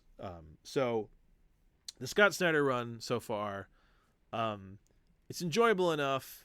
It's not incredible. I kind of put it in give it like a B+, like that kind of thing. What I would probably read one or two more just to see what the steam looks like, or if they start to lose it. And I do acknowledge that there are enough really kind of clever ideas in there that it's enjoyable, but you start to enjoy everything other than Batman. Isn't that terrible? Well, that's exactly what I was getting to with the idea that the Batman Incorporated was the most interesting Batman development to me in a long time, because it wasn't Batman. Because, like we've said with Wolverine and all these other characters, when you don't get a break from them, you get bored. Just like anything else, you need a break sometimes. And so the idea of spreading Batman out and outsourcing him At one point, when Robin was Batman, that was interesting. I read that book. I reviewed it. I thought it was very interesting because it was he when was Batman different. and Damian, right? No, it was when Nightwing took over. When Nightwing, because I don't remember where Batman was. Batman left. Right. This is 3, 4, 5, 10 years ago, whatever. Well, But, Nightfall. That's why Nightfall was interesting because actually, Batman lost it. What was that one?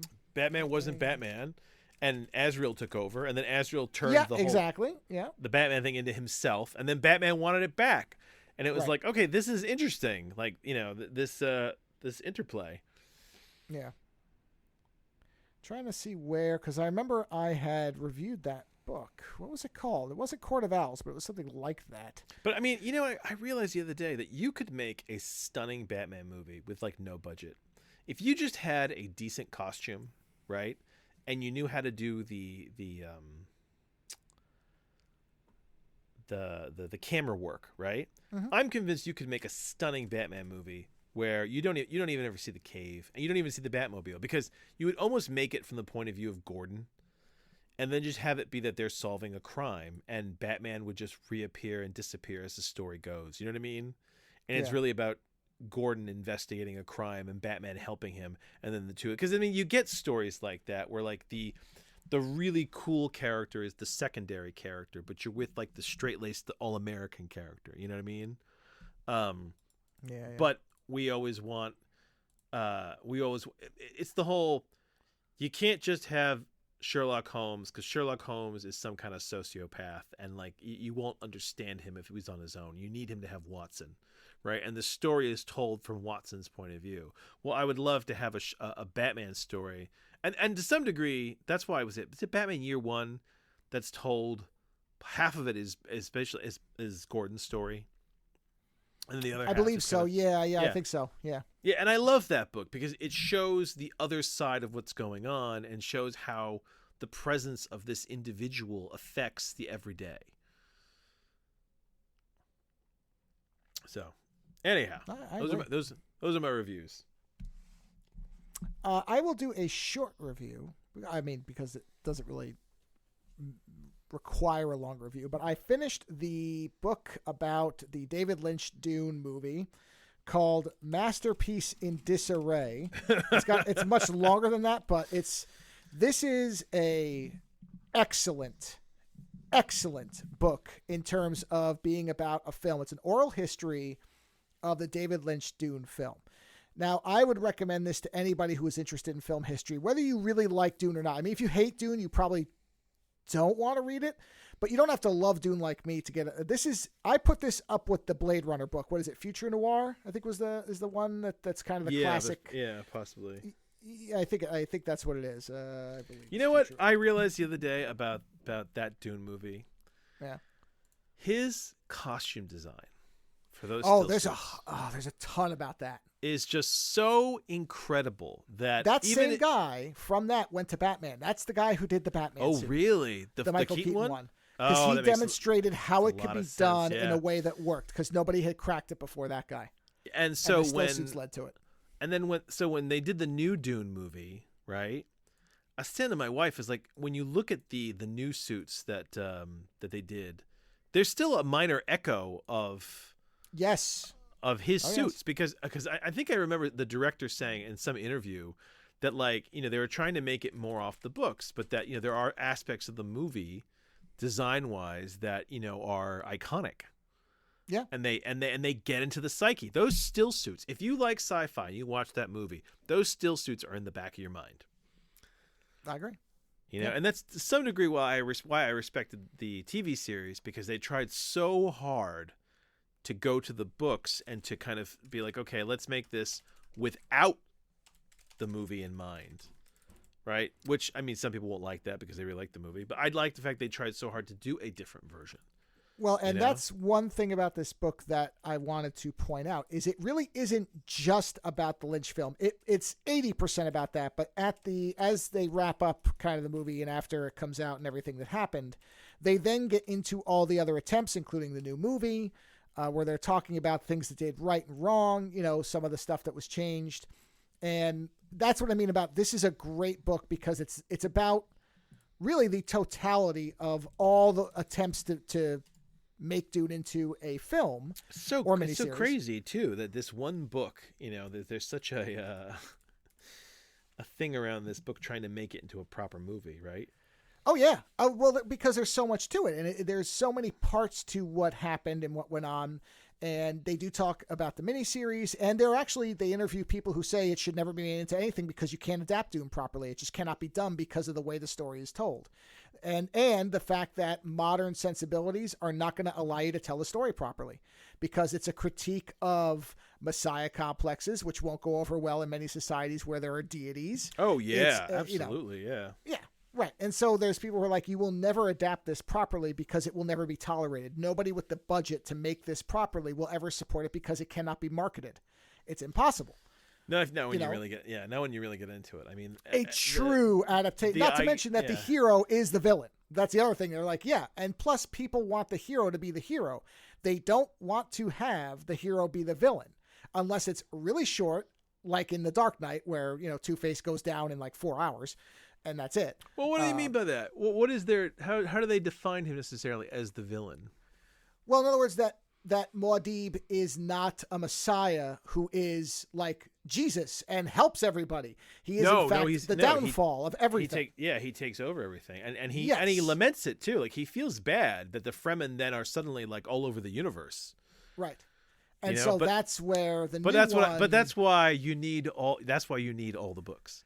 Not Children of Dune, but you need Muad'Dib walking off into the desert. Yes, that's the thing. And you have to get all the way through to the end of Messiah, the book. Yeah. To really capture the story, which is his rise and fall. And that's what a lot of people are saying. People don't want a hero that rises and falls like this. And the thing is, the end of Messiah is such a... I mean, it's not spoilers. These books have been out for years. It's a galactic downer. When Chani dies, man, I felt so awful in that book because I knew that at Muad'Dib's core was always his, like Paul's love for her was always at the core of his character. I like to joke around that his love for for Chani was so overwhelming that it kind of echoed back because he's dreaming of her before he ever meets her. Do you know what I mean? And I feel like, this was a core relationship to your identity that echoed back down to before you even ever met her. And then when he loses her, there's nothing left. Like none of it matters. And to the degree that even, his children, like nothing matters anymore to Paul Atreides. Like that is the end of him. Yeah. So it's And there is a selfishness to the character. It's funny because there is a selfless and selfish aspect to the character. Yes. That he does all this stuff, but on losing her, that's it. There's nothing else. Well, and that's part of the argument is that it's a book that has a conflicting requirements. On the one hand, you can absolutely do the story of the rise and fall on a small scale, but Dune demands a large scale, which means a ton of money and a big budget. Yeah. Yes. And so the problem is those are conflicting things to make a film out of. You can write a book that way. You can write a comic that way. You can even do an animated or even possibly a miniseries, but you'd probably have to animate it. But to do a big budget film, and that's why even the new one, these people said, even that one isn't it. It's part of it. But you can't. This book is potentially I still haven't seen it. Unadaptable. I keep meaning to see it. Watch it at some point. It's worth. The second part's going to be out soon, so you might as well wait and just watch it all. But anyway, and the best part is, and this was a surprise to me because I knew I was buying this book. Period. I bought it not only physically but digitally. So that tells you how much I wanted this book. I wanted both versions of it. And so I didn't read much about it because I don't care. I'm going to be interested. I mean, a 4-year-old could write this, and as long as it is actually interviews with people, I'm going to read it. I don't care. as long as there's actual information, I'm happy. Yeah, then I'm in. And the way I read it, I knew it was better than that. I knew it wasn't going to be that bad. So even if it had been sloppily written, I wouldn't have cared. So I didn't read that much about it in terms of all the layout of it. So I'm going along. I'm like, oh, this is great. There's all these wonderful stories, all these funny little bits. And the interviews are great because they're not all positive. There are people that worked on it were like, yeah, this was a piece of shit and this was never going to work because there was no way this is not a David Lynch property. You can't do this. Why would they ever? So it's funny because there's some very frank Well, because interviews he wanted to kind of take off and do his own thing. I mean, well, yeah, but also there were people who were like, well, if you knew David Lynch's work, why would you ask him? Yeah. Right. This is not the person to do this. Yeah, and he was never going to do it straight. He was going to do it his way. Right. And there's lots of stuff that, that it's a great book, but then you get to the end. And the thing about the David Lynch in this movie is he never talks about it. He hates it. He finds it to be, he's said many times it was the worst thing he ever did. Which is a shame though, because it is not a bad movie. It's a great movie.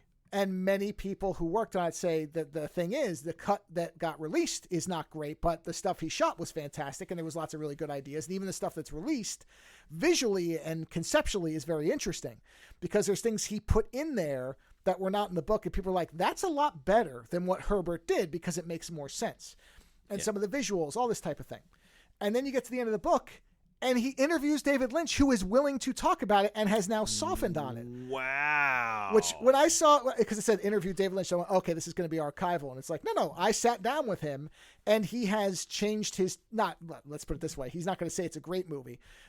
But he's more positive about it now and is actually somewhat open to coming back to it on maybe a director. They'd have to pay him. That's going to be the sticking point. Someone would have to give him money. He's not going to do it for free. Oh, to manipulate it or something like that? To do some type of revisit on it. I mean, I don't know if it'll ever happen. He's getting older. It might be something where the time runs out on it, but he is at least not, because one thing he says is one of the unfortunate things about the way he destroyed the movie in his interviews was he's like, I didn't realize for a long time that I wasn't giving credit to all the people who worked really hard on this movie and it's not their fault. And when I would talk about it so negatively, it made it sound like everybody involved was, doing a bad job. Right. And he's like, no, the people were excellent. And everybody who talks about him, nobody has anything bad to say about no one. And that's always been a Lynch thing is he's very good, as is the person we're going to talk about in our movie review very shortly.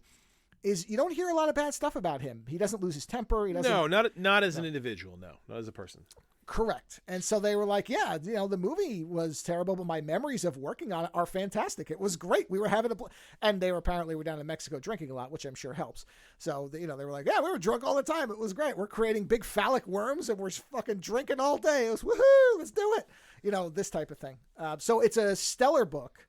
Like I said, I would put it right up there with the Future Noir book in terms of, because that's to me is the gold standard of books I read about a movie where I'm like, this is a great background on a movie that has so much to talk about with it, that has so many layers to it. And it makes sense because Ridley Scott is a very visual filmmaker.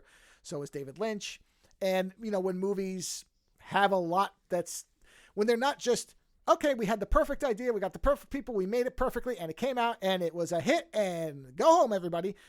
That typically is not going to be as interesting a story. It's going to be the train wrecks, the difficult shoots, that type of thing. I don't know. Lord of the Rings is fucking. I've watched more about the Lord of the Rings movies than I have the Lord of the Rings movies. Well, but that is also similar in that a lot of the effects work was kind of groundbreaking. That's what I mean. It wasn't. They didn't just stamp it out. That movie took a ton of work. I'm talking about a movie where everything just fits together perfectly. I haven't seen a lot of really great stuff about Jurassic Park because from all accounts, it was all just about the effects. Well, they cracked the code on it pretty quickly, figured out what they were going to do, and they made the movie based on the book, and it worked very well, and it was a hit. Yeah. So you get I'm not going to say there's no interesting stories, but do I think there would ever be a book like this about Jurassic Park? Probably not, because it's Spielberg, and he knew what he wanted. Well, everyone knew what they were doing. Everyone knew what they wanted. They gave him the money. They gave him the freedom, and he did, and they did it. Ta-da! Whereas, again, Peter Jackson, nobody, if you remember, nobody thought that was going to be that great. They were like, this guy, the bad taste guy? No, he can't make a Lord of the Rings movie that's going to be any better than what's come before. And that's what I mean about... It can't be filmed. It's going to be too hard. Oh, he's using... Yeah. No, it just... Yeah. Oh, yeah. So that's what I mean about, movies where everything makes sense and works relatively easily typically are not as interesting. Movies that had some type of a train wreck struggle, not even necessarily train wreck, but like I said, Lord of the Rings wasn't a train wreck by any account, but they had to do a lot to make that work. There was a lot of stuff that had never been done before. They had to be clever. the Gollum stuff with Circus. What's his Andy Serkis? Yeah, it wasn't even ready until the second movie. Not only that, but the fact that they got somebody who was that good at it. That's another thing. Where who embraced it he fully. became the thing, right? So that's why a movie like that has a lot to it, because there was so much that had to be not necessarily invented, but really refined. And I'm sure that and I mean from the supplementals, there were times where they weren't sure it was going to work, and that's the interesting bit. So anyway, that, by the way, the Lord of the Rings background stuff, that is what I would say is the gold standard of background visual material, like on a disc that you can watch. That is the best by far, as far as the comprehensive top to bottom how that movie's made. I think it's great that they actually talked to him. It is. And the book, even if it hadn't had that, they talked to almost everybody: Kyle MacLachlan, Sean Young, Virginia Madsen, everybody who's alive. Oh yeah, I forgot that Sean Young was in that. Yeah, Johnny. Yeah. And they even talked to the woman who was cut out of the theatrical one. Yeah, exactly. Yeah, they kind of sped up romance. Their love grew. All right, let's move to the next thing. That's the thing, is they had to chop it so badly that a lot of that stuff got nailed. And what's hard with the books is that in the books he starts as a teenager, and then by the time he comes back from the desert, he's like a man. Yes. And the thing is, they blow over the fact that he spends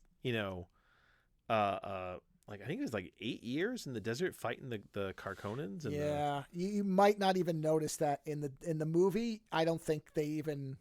Yeah, they just show lots of battles, but it really doesn't convey the amount of time. Yeah, honestly, the best way to do it was that if somebody said, how would you make a Dune movie?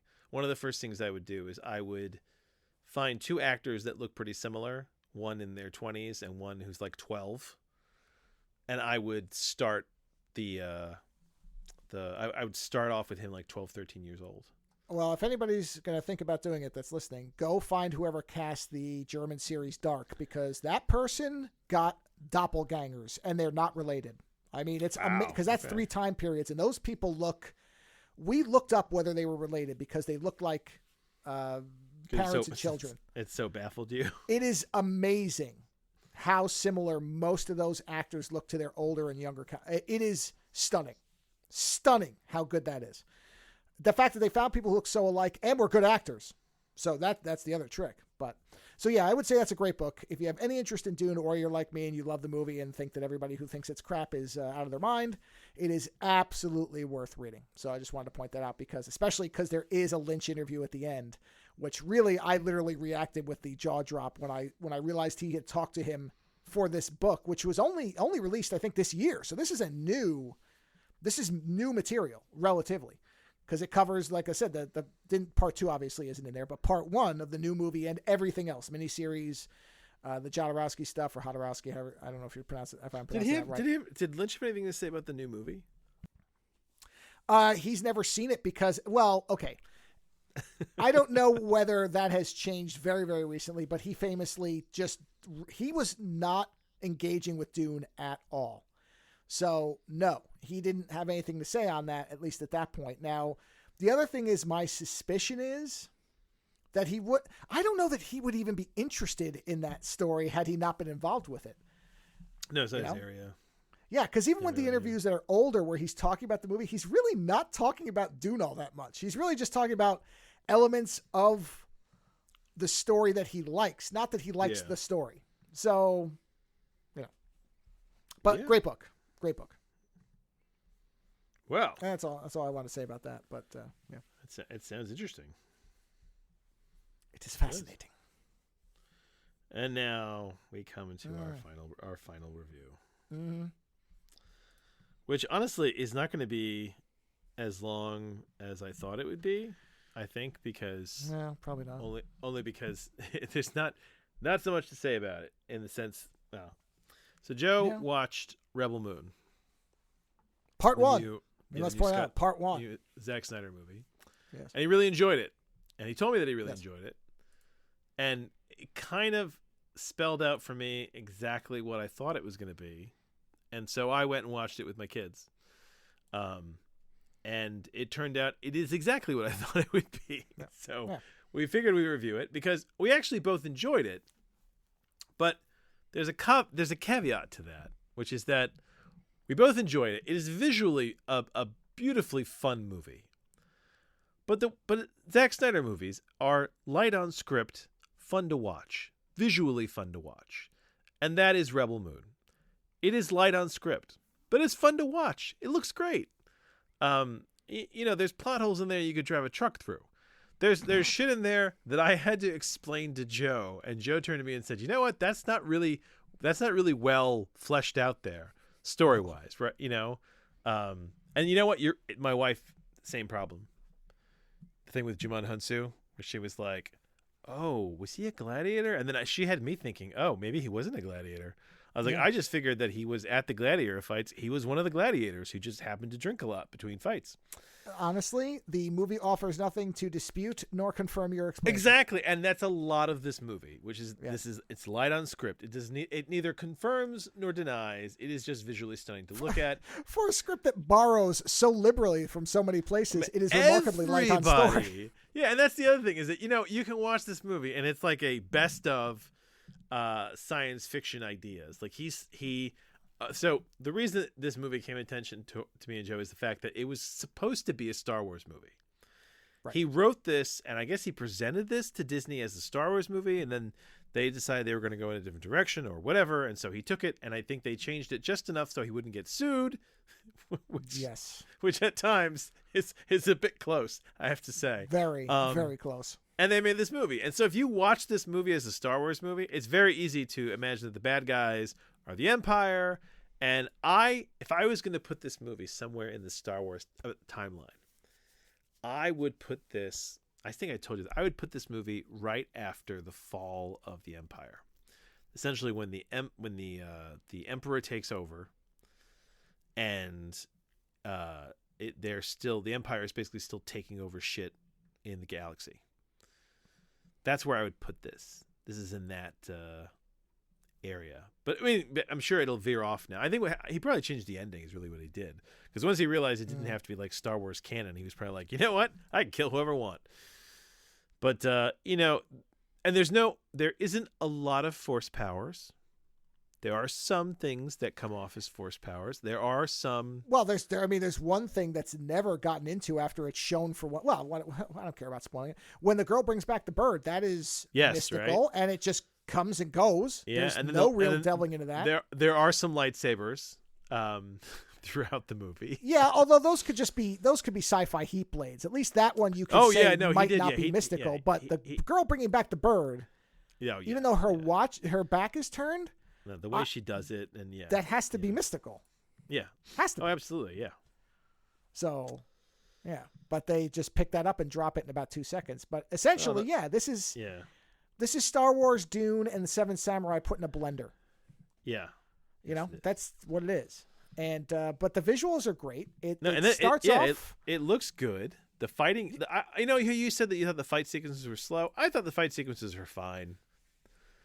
They were enjoyable. No. When I say slow, I don't have any problem with the choreography. I mean that they strike, their actual movements seem like rehearsal movements. They don't seem like the finished movements. They're dancing. Oh, they're dancing. The whole movie's dancing.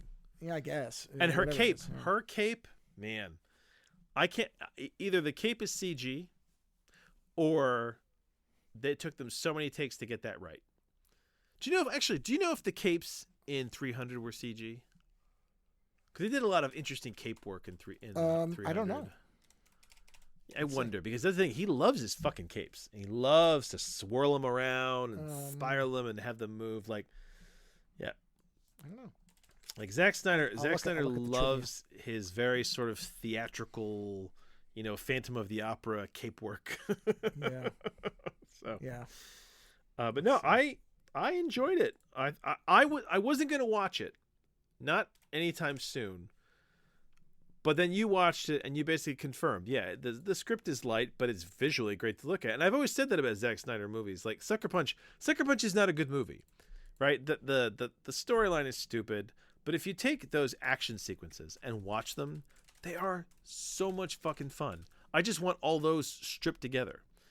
That's really what Zack Snyder needs. He's actually a good action movie director. Just don't give him content. I'm sure you watched. Was it Army of the Dead? Is that what it was called? Army of the Dead. I liked it. Yes, yeah, I liked Army of the Dead. And you liked it. You thought that it was a fun action movie. I did. I didn't want to see it because I get bummed when everybody dies, but it was still a fun action movie, right?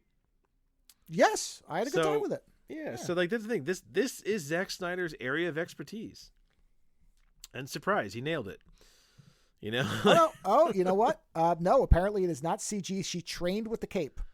Really? I just found it. Yep. Oh, that's impressive because they do some really good work with that cape. The swirling. Yeah, the movement. she looked at some of the playback and realized that she wanted to make sure that she had the cape moving in interesting ways. So they kept working on it. So from what I see, this is real. Yeah, it is stunning the way that cape moves. Like it's a character unto its own. I told my wife it should be in the cast list. I should. I can't imagine how many they must have gone through though. Oh, but probably. Yeah, but yeah. So it's if you're looking for some light, fun sci-fi content that doesn't demand anything of you and won't give you anything past that point. Yeah, watch Rebel Moon, man. It was fun. Eat it, watch it with some popcorn, and then go on with your life. Now, I don't know if you were aware of this bit, but the version that we watched is the PG-13 version. Oh, okay. There is an R-rated version that Zack Snyder is saying is a completely different movie. What? That's what. Yep. So I didn't tell you this before. I wanted your actual reaction to this. How is this? Zack Snyder needs to start just making the goddamn movie he's making. Well, that. But I wonder if Netflix wanted to have the access because my kids wouldn't watch the rated R version. I think that's what it is. So here it is. Yeah. I will get you the quote. Yeah. So let's see. From the beginning, the plan was always to cut two different versions of the film: a PG-13 cut for its premiere release that could play to a larger audience, kids, there you go. youngers, okay. and an R-rated cut that would offer a more unfiltered, Snydery take on the saga. Okay, and the quote is, all right. Here's his quote. Quote. It's more about a deep dive into the universe. It's a lot more, end quote. And then he went on, quote, it's almost like the story takes place in a slightly different dimension than this movie that's about to come out, end quote. Grittier, rapier, violenter. Well, that's what I'm wondering is, okay, because there are parts of it. Because there's at least two near sexual assaults, or sexual assaults in this movie. Early on. Also, characters vanish from the movie or are gone for large portions, and I wonder if we're going to get more of them. For example, in an early rape scene, there's a character who is with the soldiers who resists them, and then he vanishes. I don't know if he's dead or the alive, young soldier. Or what, the young male soldier. Yeah. The robot, voiced by Anthony Hopkins. He doesn't show up till the end, but I think he's going to be important in the next movie. Well, right, but that's set up. Yeah.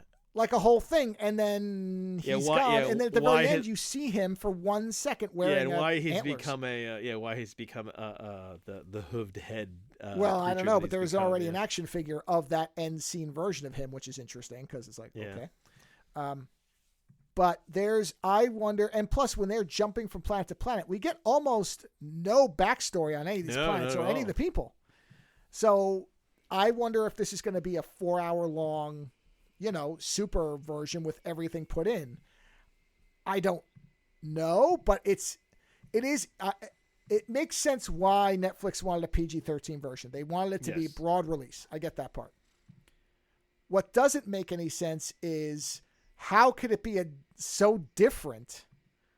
Because I'm just trying in my head to work out how much the story changes. I don't think it's going to be that different. I think it's just going to be more of. Then why would he say it could take place in a different dimension? Well, because it's probably the level of violence, and also maybe that's it. Maybe it's the level of violence, and if you've got a few more scenes with characters, if you find out that while they were away, that whole farm was killed off, and so and at the end, when they're riding back to the town, right? I thought they were all going to be dead. And that was going to be we never see the town, right? Exactly. It cuts. So, they're dead. No, there's no doubt about it. They're dead. But you think they're all dead as well? Oh, okay. Absolutely. Well, this is ripping off Star Wars, which means Aunt Beru and Uncle Owen are dead, which means the town's dead. I think they're all dead. Yeah, which is a shame because the movie starts out with a large beardy man saying, "We have slain an animal, and now we shall all fuck in celebration of it," which is a hell of a way to open your movie. So we shall all fuck and be plenty. Yes. No, I mean that's what he says. Yeah, no, I found it enjoyable, and and you know what? If he does an R-rated cut of the movie, I will also check that out. Well, and that's another reason I think they did it this way is because it really benefits both Netflix and Snyder. If you think about it in this way, the benefit to Netflix, of course, is now people will come back to watch it again, and will probably do, in some cases, a watch of the original and then watch this, so it keeps people on their platform. So it's nothing but upside for them. They get more people to watch a PG-13 version because it is a fairly safe movie. I don't even know if there was swearing. I don't remember hearing a curse word. There is, okay, so as a parent. Is there? There is swearing. There isn't a lot of swearing, but there is swearing. And the violence and the bad guys are cartoonishly bad. So it's one of those things where like they are so over the top cartoonishly bad that it does become kind of absurd where you have a character walk in and literally they should just walk around going, I'm the bad guy. I'm going to do bad things. Right. You know, like, but the reason it's PG-13 is because of the two rape scenes. Yeah. Well, okay. First off, they're not rape scenes. Okay. So let me explain this to parents with kids. There is a scene where a girl is attempted to be, they are going to rape her, right? Yeah. They are. Yeah. They say things, but there's no nudity. And before things can get to a point where it would be bad, they're all murdered. So she is saved. Later on, in a bar, somebody offers to buy the main girl's cohort and grabs him by the crotch, which is sexual assault. There is no nudity, and the bad guy is quickly dealt with by the girl, right? So they are brief scenes. They're not drawn out to any length. You know what I mean?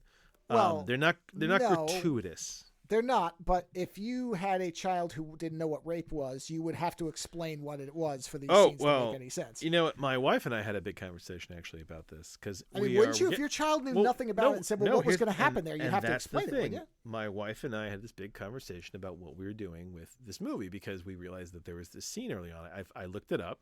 I always look this shit up. I don't like to be blindsided. And my wife was like, "Well, you know, that could be bad." And I said, "Yeah, but you know what? If we don't start showing them even hints of the kinds of violence that can exist in this world, they will not be prepared when it comes their way." Oh yeah. You know, but the reason I called them rape scenes is because someone would have to explain what rape is. Therefore, to me, oh yeah. You call them a rape scene because you're not somebody who doesn't know what rape is not going to understand what's happening until you explain to them what rape is. Yeah. So they are rape scenes, even if it doesn't graphically happen. If someone doesn't know what that is, they are rape scenes because you're not going to have to explain it. So you're right. That PG-13, that's why that 13 is there, because they assume by 13 you have some, you either through your explanation as a parent or from riding on the bus to high school, they have some idea of what rape is by now. Yeah. So, but it is largely for a Snyder film. It is not that harsh of a movie. So on the other side, that's where I was going with this, is now that there is a Snyder cut, that now brings all the people in who want to see his unfiltered vision, and Netflix can say, well, this is a very, very adult movie, and that's why we have this version for the more general audiences. We would caution you if you're going into this one, it is a very R-rated film, and you should know that. But you could watch both, and then ideally watch both, and then you could decide what's you're comfortable showing your children, because either way, you're watching the movie on our service, so we don't care. And for Snyder, it's a way to say, clicks. As long as you just give us the clicks. Yeah, and Snyder can say, this is my pure vision, and this is what my Star Wars would have been. Gory and rapey. Yay! Yeah, I mean, listen, if you watch 300, I mean, you know, it's a bit, it's subtle. It's subtle. Yeah, exactly, you know. Zack Snyder is heavy-handed, but he does action really well. Well, and the ship designs are great. It looks very good. Visually, I have nothing bad to say. I did not find the slow motion in this to be as bad as in some other movies of his where it's really overused. I thought it was, I mean, look, he clearly is a slow motion fetishist. That's just the reality of it. He's not into feet. He's into slow motion. He likes to see people moving. Really, he likes to see extraordinarily ripped dudes going, and leaping. And ripped everybody. Ripped everybody, dude. Come on. The Well, only no, but- person, okay. the only person in this movie who's not ripped is what would you call her? The sword witch. Oh, the Blade Witch, the cybernetic Blade Witch. I love the cybernetic Blade Witch. She may be ripped. We never really get a physique of her that we can tell. Well, that's what I mean. She's the only character in this that could potentially not be ripped. This is another thing. I saw her and I immediately thought, oh, this is a 90s anime character. I'm like, this is fantastic. Oh, yeah. Because her whole Especially look, with the little she's like hat and Vampire everything. Hunter Oh, yeah. D or Vampire Hunter C for cybernetic cyberblade arms. Oh man, she's amazing. I that character alone makes me like this movie. Even if the movie was shit, she's so good I could watch a whole movie of her. The reason I said ripped guys is because the guys spend a lot of time with their shirts off. The women don't. Now, maybe the in the one R-rated guy, version they do. that one poor guy. I think it's like Prince Tarlac or whatever his name is. Tarlac, Yeah, that poor guy. They kept him shirtless the whole fucking movie. Until the very end, he was wearing some kind of shawl or whatever. Yeah, He but had like they kept him poncho. shirtless from the time he shows in that movie. He's shirtless, and they did that like dehydrated physique thing to him, where like he has to look like there's an ounce of water in his skin, and he must have been so uncomfortable for most of that filming. It is hard. It really is. Whatever orientation you are, you cannot take your eyes off his body. It is so action figure-y that I kept looking at him going, that does not look human. I mean, I know it is. No, he looks. You know what he looks like? He looks like one of those guys from 300. He does, yeah. So obviously, like I said, that's another thing Zack Snyder likes. So that's fine. You're going to get a lot of that in this movie, but there's something else that you can have in the PG-13 version. Now, maybe in the R-rated version, there's a lot more female nudity. I don't know because I don't know where you would even put female nudity in this. Well, it's a different dimension. So what do I know? I don't know. Yeah, I know. You know, maybe the squid thing that so grotesquely and bad CG-ly feels up the villain. Maybe that's a tentacle octopus woman with 8 breasts. I don't know. Oh, maybe there's a wider shot where it clamps on his penis. Yeah. Well, that's what I'm saying is I don't know what, there could be entire scenes cut out. You know what? Stuff. I'm not going to give it any more thought because that's the kind of movie this is. Oh, no. I give a lot of thought to. I'm going to watch the R-rated one. I'm very curious what the difference is. So will I. No. I'm not saying. That's the stuff I'm giving thought. Is what was cut out. I'm just not even gonna. I'm not even gonna think about it because.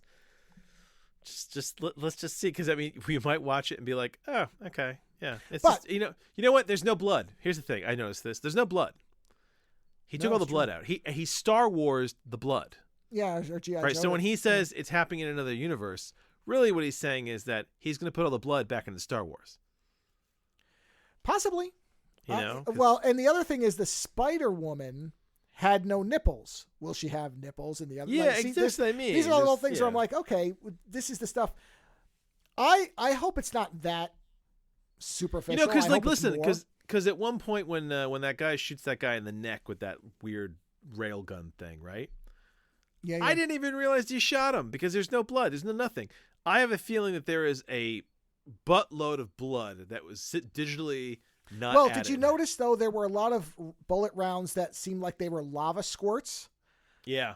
I wonder if that will be blood. But I hope it's not just that. I hope there are actual long sequences where we get. I mean, I would not mind watching a 4-hour version of this. Everyone says "fuck" at the end of their sentence. They'll do the thing. They'll be like, "We're going to another planet." Fuck, like. But visually, I would absolutely, because the reviews from the critics have been interestingly. Audience scores have been good. Critic reviews have been terrible. I understand that. It's an empty movie that piggybacks off of a lot of other ideas. That's the truth. Yes. But it's hilariously fun to watch. It looks really good. It doesn't demand anything from me. It doesn't woo me with false statements. No, it's just a space romp sci-fi. You know what this is? This is fucking Solo. Yeah. And I enjoyed Solo because it stepped away from the center core and said, "Hey, let's make this sci-fi, caper space movie." Ha ha ha. And they were like, "That's not." Yeah, go on. I saw a user review that I actually, honestly, not being sarcastic or over whatever. Yeah. Somebody said I would watch this again before any of the newer Star Wars movies, and I agree. I would watch this again before. I have not rewatched any of the new. Sequels, the new sequels. You know what? Sequel trilogy. I would watch the first one again, the Force Awakens, and only because I like Daisy Ridley, and I do like the lightsaber fights. I I will watch the new movie they do with just her. If that still happens. Are they going to do a Daisy Ridley movie? Supposedly they're making one with her. I'll watch that if they can at least separate it from the rest. What's really annoying to me is the fact that I actually do really like Daisy Ridley, and I like John Boyega, and I just wish the two of them would have been in a better set of movies. You know what I mean? Like the idea of the orphan and the stormtrooper who basically, with a conscience. Like there's so much more you could do with that. Yeah, so supposedly, this is an article from April of this year where they said Daisy Ridley's new Star Wars movie will find the Jedi in disarray 15 years after Rise of Skywalker. So why are they always in disarray? Can't anyone get their shit together? Why can't she just have like a nice shop somewhere and just be living her life, doing her thing, and then she's like, oh, you know what? I got some Jedi shit to do. Woohoo! Well, she's trying apparently to rebuild the Jedi Order again, and she's hitting the bottle. She's really depressed. Well, relationships like I said, on the rocks. If it sounds like an interesting movie, I'll happily watch it. I just have no desire to go revisit the sequel trilogy. I just don't think there's anything of value there for me. Yeah. So when somebody says I'd rather watch this than any of those 3 Star Wars movies, I completely and honestly agree. I'd watch this again because at least none of the characters are pissing me off and seem like a waste. Sure. Well, there's not enough to them really at that point. You know what I mean? No, they're just all archetypes. They're just all archetypes. If that bothers you, stay away from this. But if you like Zack Snyder's stuff before, whether you think he is a good storyteller, he's not, or not. Just ignore his DC work. If you liked his stuff before DC, then you know what? This is that. This is old Snyder stuff. But you and I have both said, even his DC stuff has visual appeal. So if you like his stuff, there are moments in the JLA movie that are beautiful to look at. Yeah. Yes. So if you like that, if you like his previous material, I have no reason to think you wouldn't enjoy this. If you've hated all of his previous movies and found them derivative and overuse of slow-mo and a muted color palette, don't bother. It's another Zack Snyder film. So, I don't know what to tell you. That's the easiest way to either recommend or not recommend this movie. If you liked this stuff before, you'll like this. If not, then you won't. And that's kind of the review, is if you've liked Zack Snyder before, you'll probably like this. But as far as if you've read anything that said this is the beginning of some kind of new IP, no, it's not. No, it's not. It's just Star Wars with a new coat of paint. So in that respect, yes, they have many movies they can make. They can make the fun Rewakens. They can make the last Jawa. I don't know. I mean, they can. Scott Snyder could basically not Scott Snyder. Sorry, Zack Snyder. Scott Snyder was the Batman guy. Zack Snyder could remake every Batman. Yeah, fuck. I got the name screwed up, and Batman came into it. Zack Snyder could remake every Star Wars movie as a Zack Snyder movie. But here's another thing too, and this will kind of be my final kind of comment on this movie anyway, because I'll watch part 2 when it comes out. It's easy to forget that there are lots of people now who are never going to watch the original Star Wars movies, have no interest in them. They're too old for them. And so for those people, like your kids. Now, your kids, I don't mean your kids, I mean children who have no we interest. are living in the age, and everyone lives in an age like this. There's always a period of time where the movies you grew up in are now old enough that people aren't going to watch them because they don't look as good as the new movies. And so the new movies, they are considered classics, but they don't get watched. My kids were not impressed with the original trilogy. Yeah, well, so there again, but that's they enjoyed the prequels. Well, this is what I'm getting to with this movie is I easily could see younger viewers, and this is not saying there's anything wrong with this. I'm saying this is just what it is. It is the movement of time. It's the way time works. I would not be shocked by younger viewers who say, "Yeah, I read that it copied Star Wars, but I've never seen that. I'm not going to watch it. I liked this a lot. I thought the story was good." Okay. Because you don't know what it's ripping off. So in that vein, sure. And that's what I mean is for people like us, the visuals alone, I was entertained. But for certain audiences, this may seem like a new story because they're not familiar with it. So I would not let the critical reviews dissuade anybody from watching this. And again, if you like Snyder stuff before, you will probably like this. So I would say, especially, If you have Netflix, it don't cost you nothing but Netflix, so why not? I wouldn't go to a theater to pay for it necessarily, but I would watch this in a theater. I would. I think it would look really good on a big screen. Listen, all I'm saying though is you don't have to. You don't have to. No. And But if you still can, be fine. listen. If you can see this in a big screen, like if someone's doing like a late night viewing, definitely go see it. It'll look good on a big screen. It'll look good. Yeah, because there are enough really cool shots. There's one moment in this movie. There's one moment where I thought something got lazy, and then I was completely wrong. Remember that scene where they're landing on that one planet, and as they're coming down, all you see these like thin towers going straight up. Oh yeah. And I was like, well, that's really boring design. Look at those; they're just like featureless columns. And then as you get to the bottom, you realize they're all like these crumbling, floating buildings. Yeah. And I was like, okay, that does look pretty cool. Yeah. Now the visuals are great. So. Well, we're almost at 2 hours. The show hasn't cracked, so we might as well get out of here while we're ahead. So hopefully everybody has a wonderful holiday. Have a wonderful New Year, because it's our last show of the year. And yeah, that's it. So Rebel Moon, worth watching. Masterpiss. Masterpiece in Disarray. Excellent book if you're at all into Dune. And then the Batman books. You know what? Listen, they much like Rebel Moon, they're not going to stay with you. They're not going to stay with you, but they're fun to read. But Echolands might be a better investment of your time. Oh, Echolands is beautiful. Yeah. So on that note, thank you for being with us in 2023. We will, assuming no natural disasters or planet-cracking events come along, we will see you next year. Until then, enjoy your weekend and your holidays and your New Year, and we'll talk to you on the next show. Visit OzoneNightmare.com to subscribe to new episodes, browse through our back catalog, or to find links to support the show. Follow @OzoneNightmare on Twitter for the latest episode postings and other show information. If 280 characters just isn't enough, you can always email us, theozonenightmare@gmail.com. The opening theme for the show is provided by Heartbeat Hero. The closing theme is provided by Ogre. Please visit and support these artists using the links in the show notes for each episode.